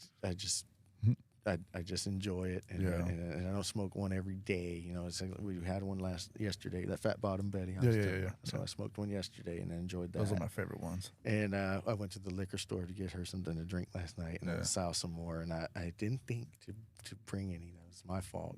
I realized that this morning. I was like, why didn't? Because she asked me as I'm walking out, do you want some cigars? Because I'm looking at them like, nah. And then this morning I woke up, I was like, I was gonna bring Ruben some cigars. like I was gonna bring one for each of you That's guys. okay. I was like, damn. Maybe I'll go by Walgreens and get one of those Cohibas. And I was like, you know what? I haven't tried those, so I don't know. They're okay. I don't know if I should be giving those out as a gift. You know. They're okay. Okay. Well, if I'm back, I will be bringing you some cigars. Yeah, that's one of those things I've got into lately. I'm glad I did. They always bothered me, just smelling them. But I love the way they taste on a dry draw. Yeah. Tobacco is such a great tasting, smelling thing until you light it. The type of cigars I like is a Nicaraguan cigar. They're real smooth. Yeah. And Arturo Fuente, that brand, he knows what he's doing. Okay. Yeah. So I've been doing some research to finding out who's the good ones and who's not. I recommend Arturo Fuente. Yeah. And then Nicaraguan cigar. But I mean, if you can talk about the sober and you become sober and all that. Yeah. So I was having issues with my band, and then I started having issues with my wife. Like I'm not a happy drunk. I'm a very angry drunk. And it's in my blood. It's that way. My grandfather was a drunk, and I say a drunk, not an alcoholic, because he didn't want to stop. Yeah. And whereas I'm an alcoholic, I have stopped, but I am addicted to it. I will not have a drop, because if I have one, then I'll have. Then you would want if more. I have one drink, even just a sip, I'll want another one. If I don't get it, I'll still want it. Yeah. And that's where my problem began, was now I have to drink. Like, I still have a drinking problem. I haven't had much to drink right now, but I have a drinking problem. I have to keep drinking something. You need the motion. Yeah, I have to. And it, because how long I've always, every picture until I'm about 28 of me, you'll see I've got either one or two beers. One fisting and double fisting. Yeah, and that's how I lived my life in my 20s. If I didn't work, I'd wake up, I'd have beer at 7 before breakfast. I'd drink beer for breakfast, 2 or 3. And then I might eat something, and then I'd have 2 or 3 more. Then I'd eat lunch. Always had lunch. Then I'd drink. And then I'd have dinner. Then I'd drink. And then I'd drink. And I'd pass out. I'd wake up. If I didn't have work, I'd do it all over again. For 7 years, I did that. I didn't drive because of it. Because I the car that I had was like a blessing that it broke down, because the night before it broke down was the 3rd Wednesday in a row that I had left the bar, and I drove to Crosby. I was living in Crosby off of Krennic Road, and there's a curve there with the guardrail, concrete barrier, and I wake up. It's probably like 2 in the morning, and I wake up, and we're headed right, but me, headed right for that guardrail at like 30, 40 miles an hour. And so the 3rd Wednesday that I did that, I said, that's it. I'm not going to go there on a Wednesday anymore. And the next day my car broke down. And we had it towed over to Joshua's house. I wasn't living there yet. Had it towed over there, and the guy I was staying with, my cousin's, her husband, told me he was going to fix it. And so I was like, okay, we'll let you fix it. Well, he broke the spark plug off. We were changing the spark plug. They said it was a spark plug. So he's taking it off, and it broke. Yeah. So now I had to have head work done. Ooh. So I ended up meeting my friend CJ, and him and I are really good buddies now. But this was one of the first times I got to meet him. And he said, I can get that out. I was like, okay, how much? He's like, $100. I was like, great. You know, so gave him $100. He got it out. I said, do you think it's worth it? He's like, probably not. Like, it's going to cost a lot to fix it. Yeah. He's like, it's not just the spark plug. You've got a bad head. Like, you need work. And I'm like, crap. So I said, all right, save my money up, and we'll fix it. Well, after about 6 months of drinking and not saving my money, bro was like, what are you going to do with your car, man? Because I need it out of my spot. You know, It's just sitting there. And I was like, well, let's move it up to my place. Now, by then, I moved in, and I've just moved in. I don't even really have furniture. I've got a bunch of old stuff from my mom's house. And so I moved in, and that was like kind of a shock. Like, hey, I'm not going to live long as long as I keep doing this. So you would think soon after that I had quit drinking. No, it got worse. I got to be to where I would black out almost nightly for a couple of years. And so now I'm like 25, 26, and I've lived this way plus the drugs for a little while now. We're having fun, okay? We're having fun. You're pretty much living the rock star life. That's what I'm saying. You know, we're rock starring it for several years now, and I start to feel bad, like I'm not recovering, not slow, just I'm not recovering. Like the next day, I open one beer, I get halfway through it, and I've got an instant hangover, and it didn't stop with that. Like, I would just sleep off the hangover, wake up and start drinking again until I felt bad. And then I got to where it was like, okay, I'm going to stop. And so I'd take about, 2-3 weeks off. But then I'd hit it hard. I hit it hard for that week. I'd drink a bottle. I'd drink a fifth in the weekend, if not in a day. It'd take me a couple of days, but I would finish it. Yeah.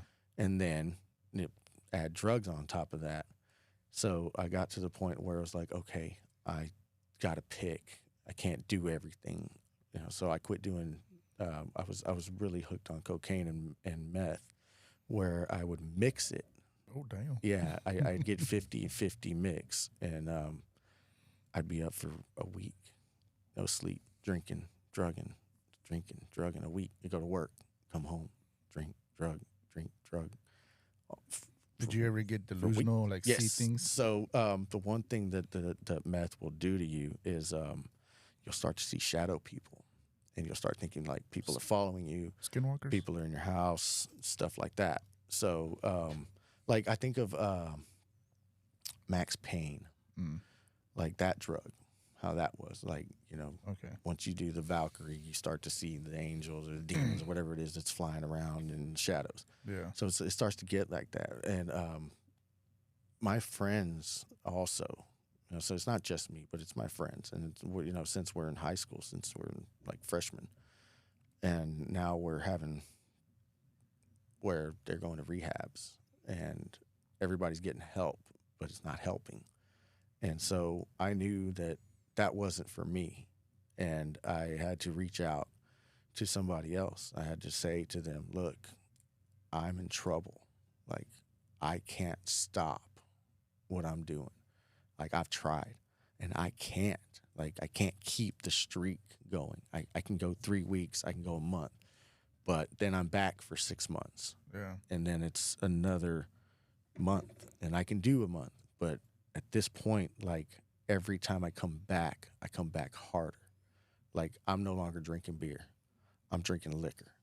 And that's it. I'm drinking pints of liquor a night, 1 or 2, depends on how much money I have.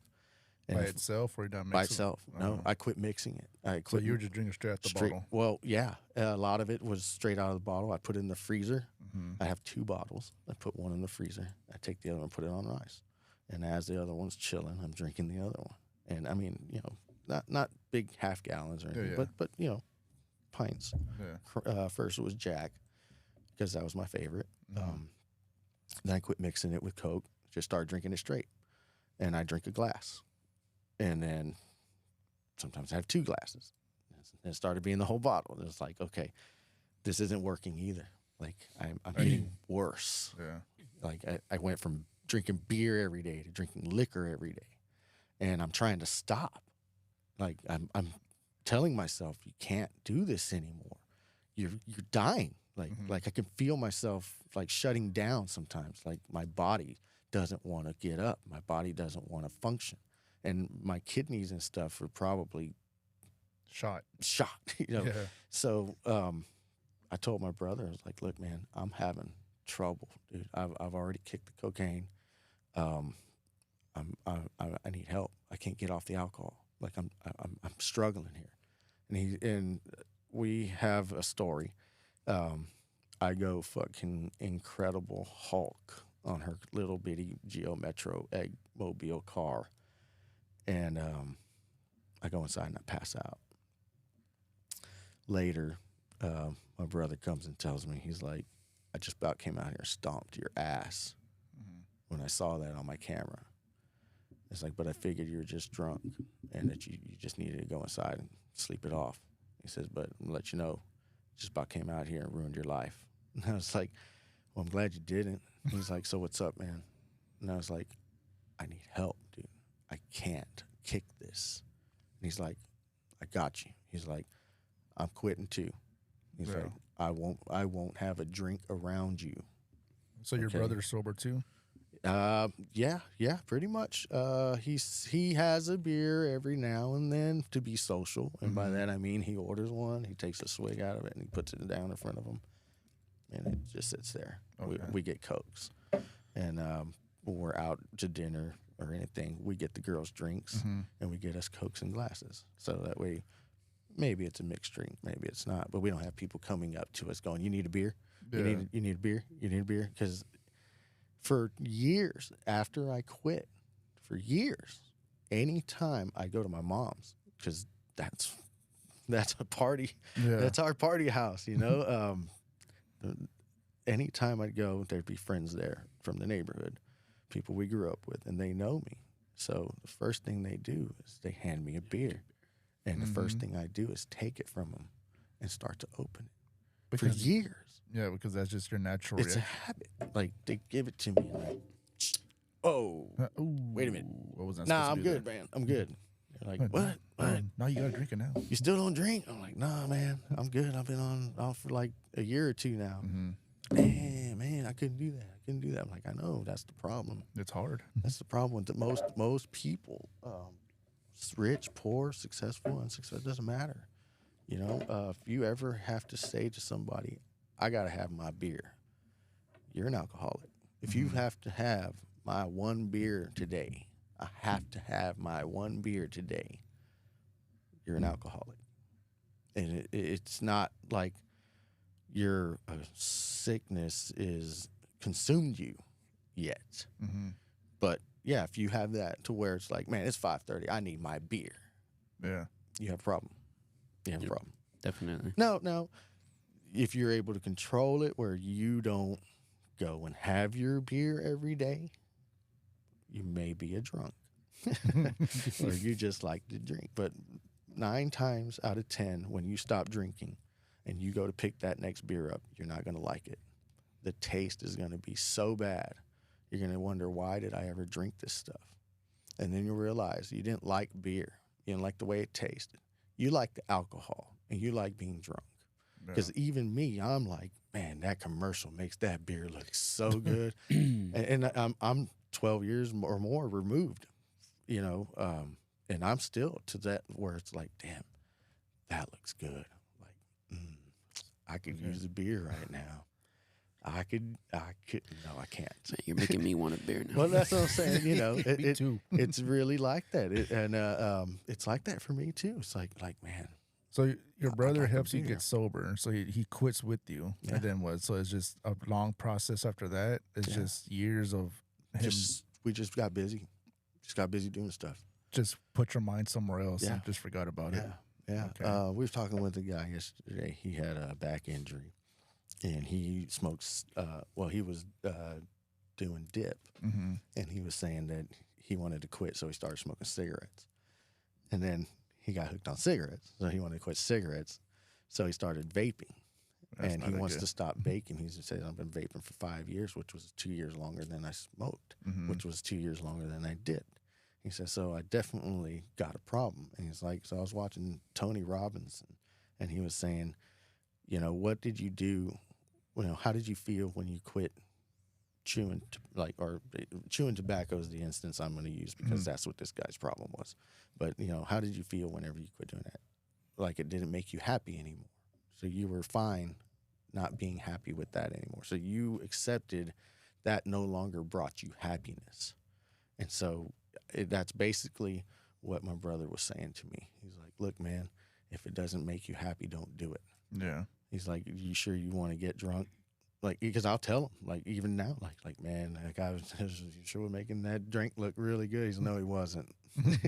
He's like, you think that drink is going to make you feel better? I'm like, oh no, I know it's not. I mean, it's going to burn my mouth. It's going to burn all the way down. It's going to make me want to throw up just smelling it. I'm not enjoying that already, you know? So if it doesn't make you happy, don't do it. And so that's the same thing with like smoke, any addiction really. As long as, once you realize this no longer makes me happy, you're able to quit. And that's the same thing with cocaine. I mean, like, everybody loves cocaine. I mean, ask any rich politician guy, and he'll tell you, I love some cocaine. You know, but, we may joke about it, but, look, it's very, very dangerous. Let me explain this, and the only way that I can explain it to anybody that can understand. When you get addicted to cocaine, it's like somebody put a leash on your neck. Like they used to do this back in the day. The Indians would take a leather strap, wet, tie it around your neck, and when it dries, it starts to choke you. That's what cocaine's like, and it can be as fast as a week or as long as 10 years for it to be that way. But you are literally choked. You can't breathe.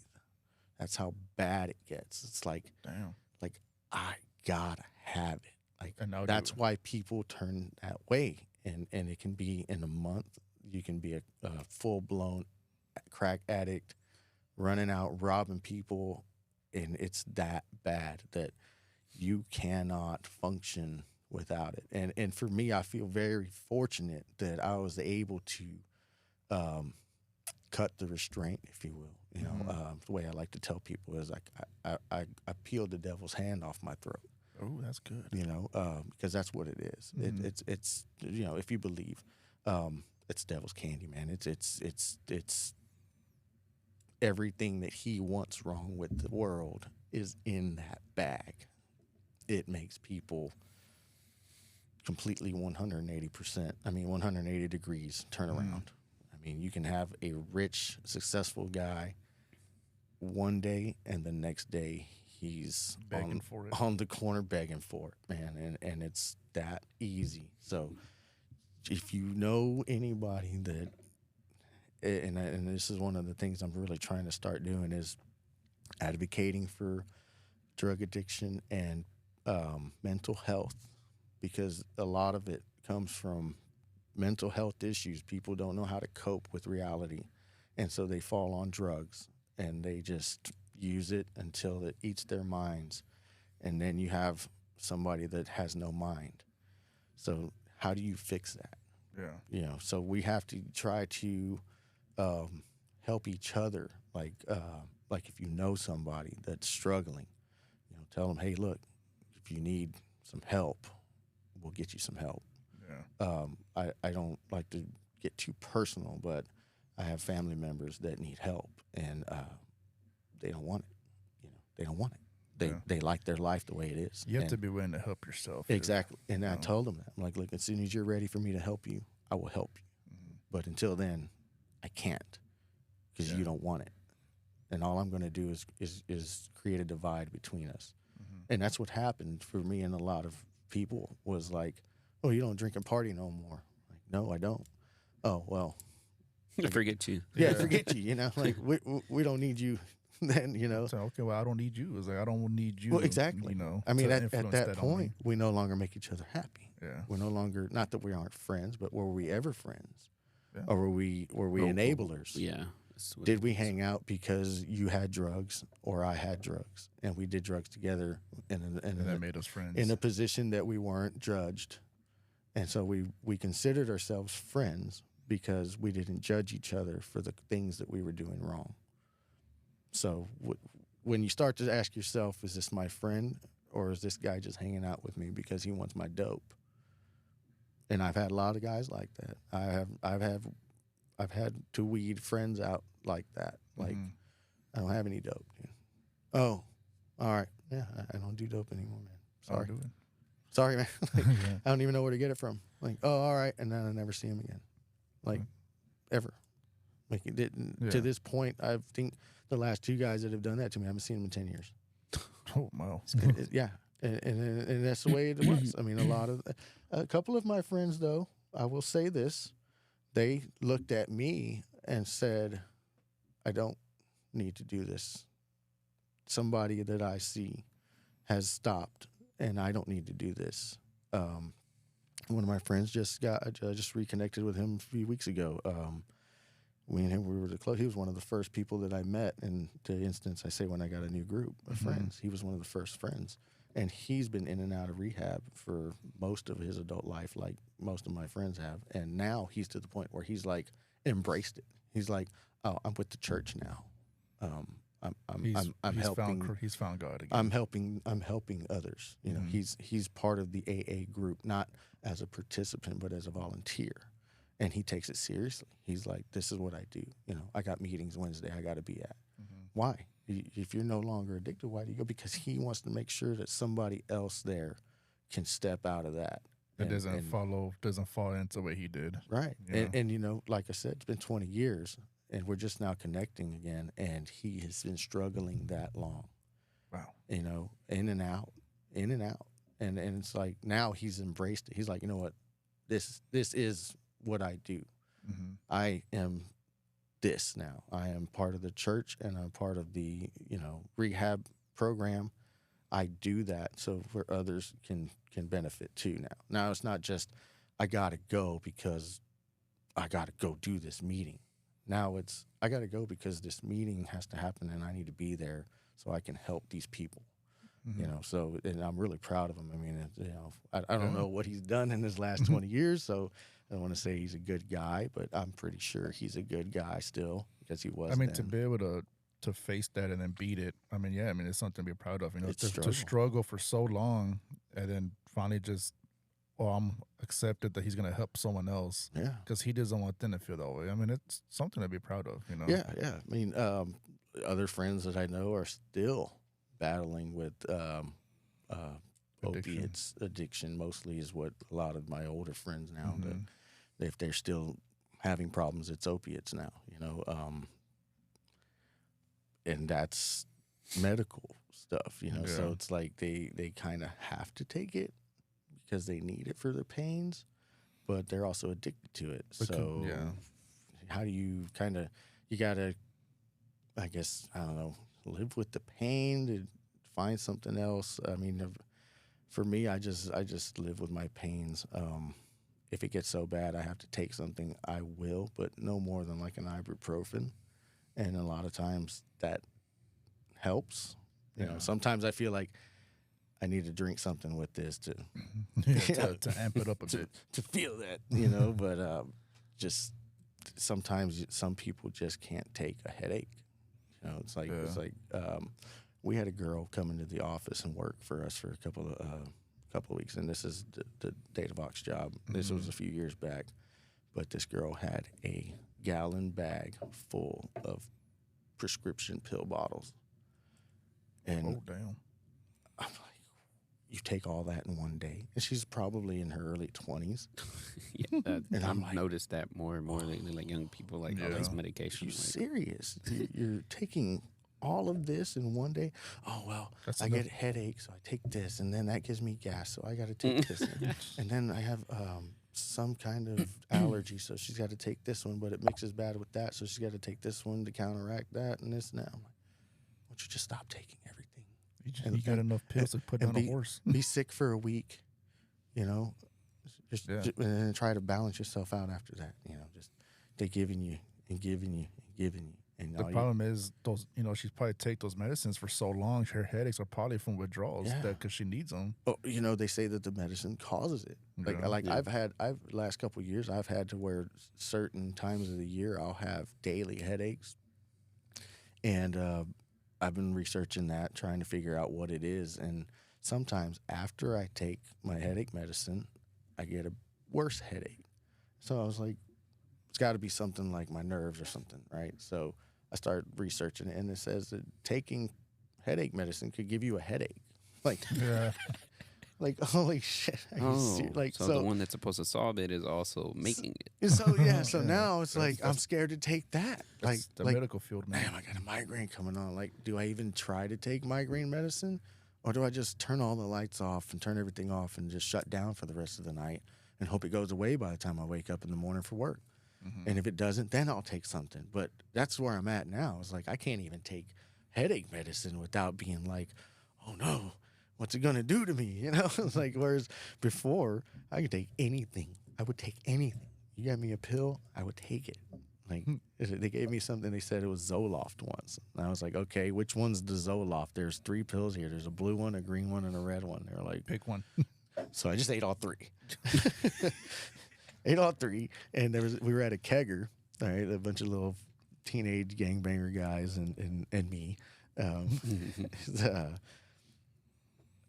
I don't remember much after that. I remember we finished the keg, and we went back to my friend's house, and like that whole next day we were drinking, and I was still like feeling those pills. Like I got to the point where I didn't realize it, but I was slumped over, and my chest was resting on my lap, and my arms were on the floor. Oh, damn. And I was looking up at everybody, and they were like, what the hell is wrong with you? And I was like, what? I'm like, what do you mean what's wrong with me? And I'm like, fine, I'm why are you chilling. sitting like that? And I was like, sitting like what? Like, you're all on the floor and halfway on the chair. I am. Really? Like, so I start like trying to pick myself up, and I realized like I have no control over my upper body right now. Like my arms work, and I can feel my legs, but I can't pick myself up. So I don't know what it was that I took, but I tell you like this, I wouldn't do that again. Oh, no. Good thing I haven't been offered it again. But, yeah, I'm like I would take anything. Like we had a pill box full of prescribed pills that were expired. We found after one of my friends' dad passed away, and they were like, "You think this will fuck us up?"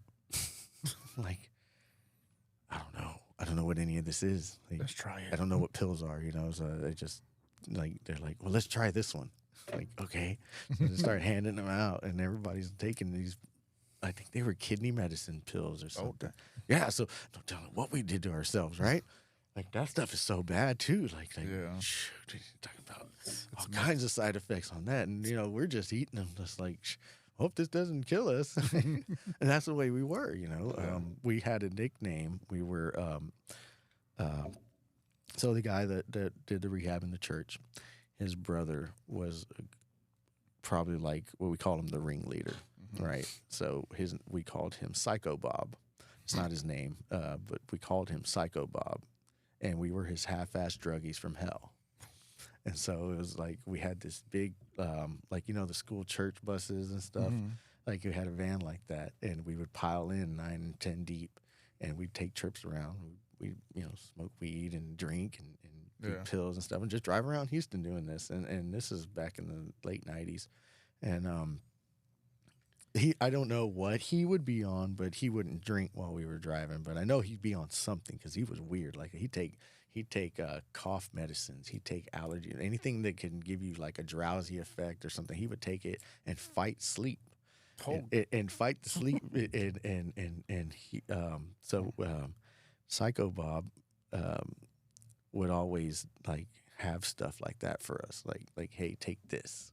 Like what is it? Like don't worry about it. And he'd just be all like his whole face and everything. He'd just be like. Don't worry about it. Just take it. Like no. Like, are you sure? It's like, yeah, I'm even more concerned. He'd be like, yeah, sure. I've already taken like 5 of them. Oh, we're like, God. oh, okay. Well, he isn't dead. Sure. We eat 2 or 3 of them, and then later be like, oh no, oh, okay. Oh, this is what he's talking about. No, I think we're done. Like, I'm done. Like, I'm not gonna take anything else right now. Like, well, are you feeling it? Like, I'm feeling something. Like, it's something. I don't know. What did you give us? Oh, it's allergy medicine, man. Like Benadryl. Like for me, Benadryl knocks me out. Like I get drowsy, and it tells me that it can make you drowsy. And for me, it does. Some people it doesn't. For me, it makes me drowsy. I mean, like that. I'm like, oh shit, I'm out, guys. Going to sleep. I'll see y'all in like 2 or 3 hours. But man, that dude would just be like, here, take this. He just didn't care. He just take it. I don't know if I want to. He's like, no, you want to. Like, okay, and we'd eat it, and later we'd regret it. But that's the kind of life that we live. We just did that, and we almost killed so many of us, so many times. Our bass player that passed away, the first time we partied with him, he was 15. I think we were like 17, and somehow we got a hold of some alcohol and like a lot, and he ended up having alcohol poisoning in the morning. And good thing he was still alive because nobody took him to the ER. He just toughed through it. The rest Oh, damn. he said it took him about 2 days to get over it, but he said, yeah, it took him about a week or two for him to want to drink again. And To still want to drink after that. well, It's like- see, that's not too the long of a problem. time. Well, that's the problem with all of that. It's like, especially when you start off young, like we did. And it's not like we're the only ones ever to start off that young. It's our parents were doing that. Our grandparents were doing that. They might not have had the drugs that we had, but they had stuff. They had pills, they had alcohol, and they would use them and abuse them. And, I'm not saying yours, but most likely my grandfather did. I'm not sure about she's probably not. She probably just drank.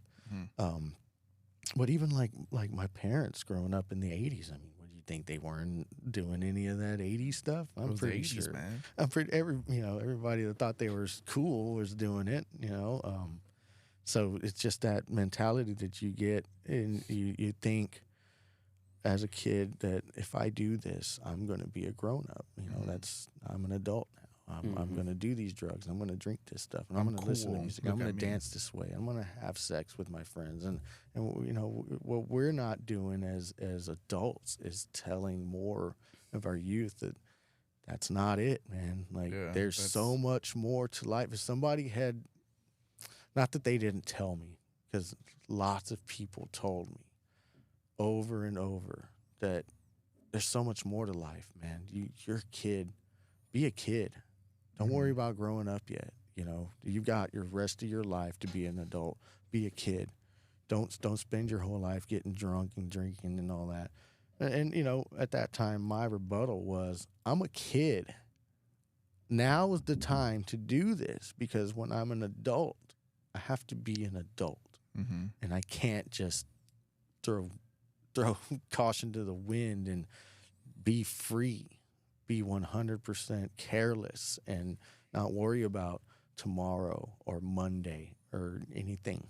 Just, hey man, let's go out and let's cut loose, drink. We're gonna jump off of buildings. We're gonna race cars. We're gonna race motorcycles. We're gonna do something that makes you feel like you're alive. And for drugs, the closer you get to death, I guess, is the more you feel alive. Yeah. And with that, drugs will get you very close, very fast. And some people come back and some people don't. And we'll be lucky that our world, our nation doesn't, and it already is. I see it every day. Doesn't fall into that spell. And it's already, like, to me, I think it's already too late. But there's just so many people my age, even older people, like a lot of people in their 60s are addicted to pills, to opiates, and it's not because it's medical; it's because it gets them high, and they always want to say something like, "Oh well, I've got leg pain because I had an accident I had 20 years ago." Yeah. Like, In the war. well, I get it, but you're eating what they give you for your month in a week, and then you're going out and you're conning people and you're robbing from people. So it's all I'm saying is just that as long as we can see what we're doing and we can fix it, we should. And it's hard, especially once you get into that funk, to get out. And you have to have somebody help you. And if you don't realize that, then you're on your own, and it's even harder. And most people don't. You have to have help. Yeah. You have to. If it's your neighbor down the street, hey man, just go talk to them. Tell them how you're feeling. We just have a lot of that, and then it could hit anybody. It could be you next week. For something happens, and now you're in a depression. Now you're drinking all the time. Yeah. And it's just the way. So I mean, didn't mean to eat up all the time doing that. No, that's Talking about fine, it, but yeah. you asked, and I'm glad you asked because it's something that I Well, that's something I do want. like to talk about. Yeah, that's something. I mean, we've talked about it, when it's just us, but I want other people to hear it too, because it's interesting what you went through. It's like you lived this life of pretty much of a rock star, and then now you're clean, and for most people, it's not easy, No. But I guess they see you and you tell them you're sober for 12 plus, and they're like, "Oh man, it must have been easy for you," and then you tell us a story about how hard it was for you, Yeah, and how you fought for it, and you saw your problem, but yet the problem wouldn't go away. I'm still fighting for it. So I mean, yeah, it's like you say, you're still fighting. you're touching that can, and you're trying to, because you just need the motion of drinking. So it's probably something you will never really get over it fully, but you have it contained, I guess. Yeah. So you have it under control in a way. Yeah, I tell people, look, I'm an alcoholic. Mm-hmm. I'm not a drunk because drunk people Yeah. don't quit. They don't quit. Alcoholics quit, drunk people don't. Yeah. And I don't have a problem with anybody else being a drunk. If you want to be a drunk, it's on you. But if you want help, I will I be did fully also want to support, ask help you real quick though, before we get off. Does seeing other people drink bother you? Not anymore. For a long time it did. It did. Because I know you did the rodeo when it was here, so that's what. And I think I asked you was. Oh, you're asking about behaviors? No, just like you see someone drinking, and it's like, does it bother you that they're drinking, or does it bother you like, I need one, or it depends. It really does. that's what I was wondering, because you do something at the rodeo, and it's like all they do is drink at the rodeo. So it's like, how that's do you? a real easy way to say I don't need that shit. Yeah. So like, how do you put yourself in that position and then still like just say I don't need it? So when I'm at home Mm-hmm. and I make her a drink, and I see her enjoying it and she's relaxing, and I tell myself, I think I can do that. I think I can have a drink and sip it and enjoy myself.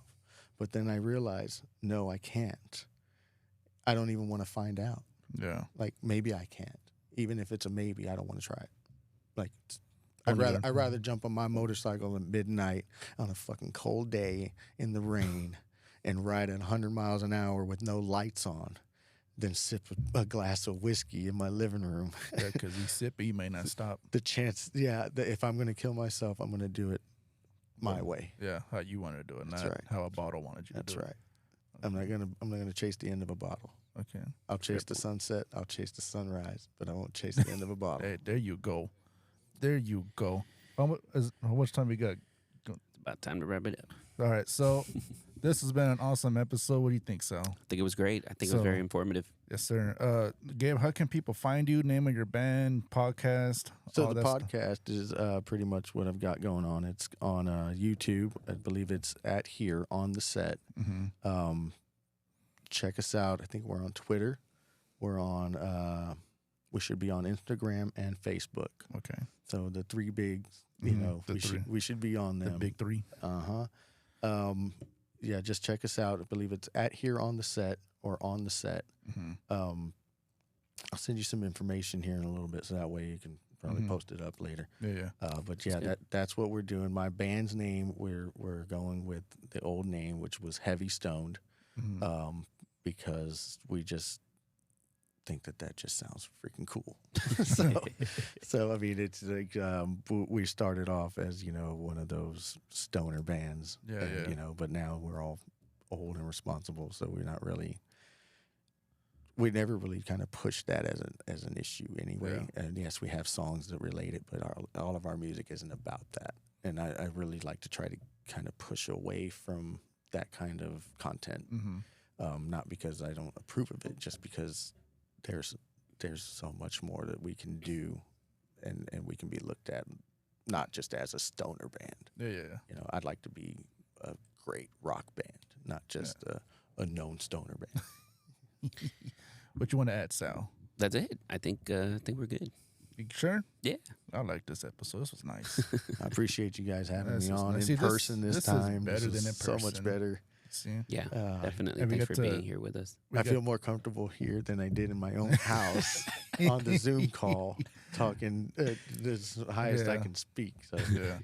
but thanks, guys. Thanks So, for having yeah, me. this I was appreciate it. This was good. We touched on stuff that we didn't get to the last time. So This was nice. This is good. Yeah, I think it was a little more personal for me this Mhm. time instead of it just being all about business last time. And I was really hoping that I had a lot to talk about, and Oh yeah. and that is always a topic that I would never hesitate to elaborate on, because I not only want people to know my story, but I want people to understand when you're looking at somebody that's struggling, how to see them in a different light, Yeah. not just as your problem. Mhm. Because yes, they are your problem, but they have a problem and they can't fix it themselves. Yeah. I think for someone like you, it's rare too that you knew you had a problem and then you fought it and you're still fighting it. Well, it's And- cliche to say, but the first step to recovery is accepting and admitting that you have a problem. Yeah. And until I did that, I didn't even care that I had a problem. Yeah. I mean, really, it didn't matter. I mean, to me, it was like, screw off if you got a problem with the way I'm Yeah. living my life. That's my life. But then I realized, I'm wrong.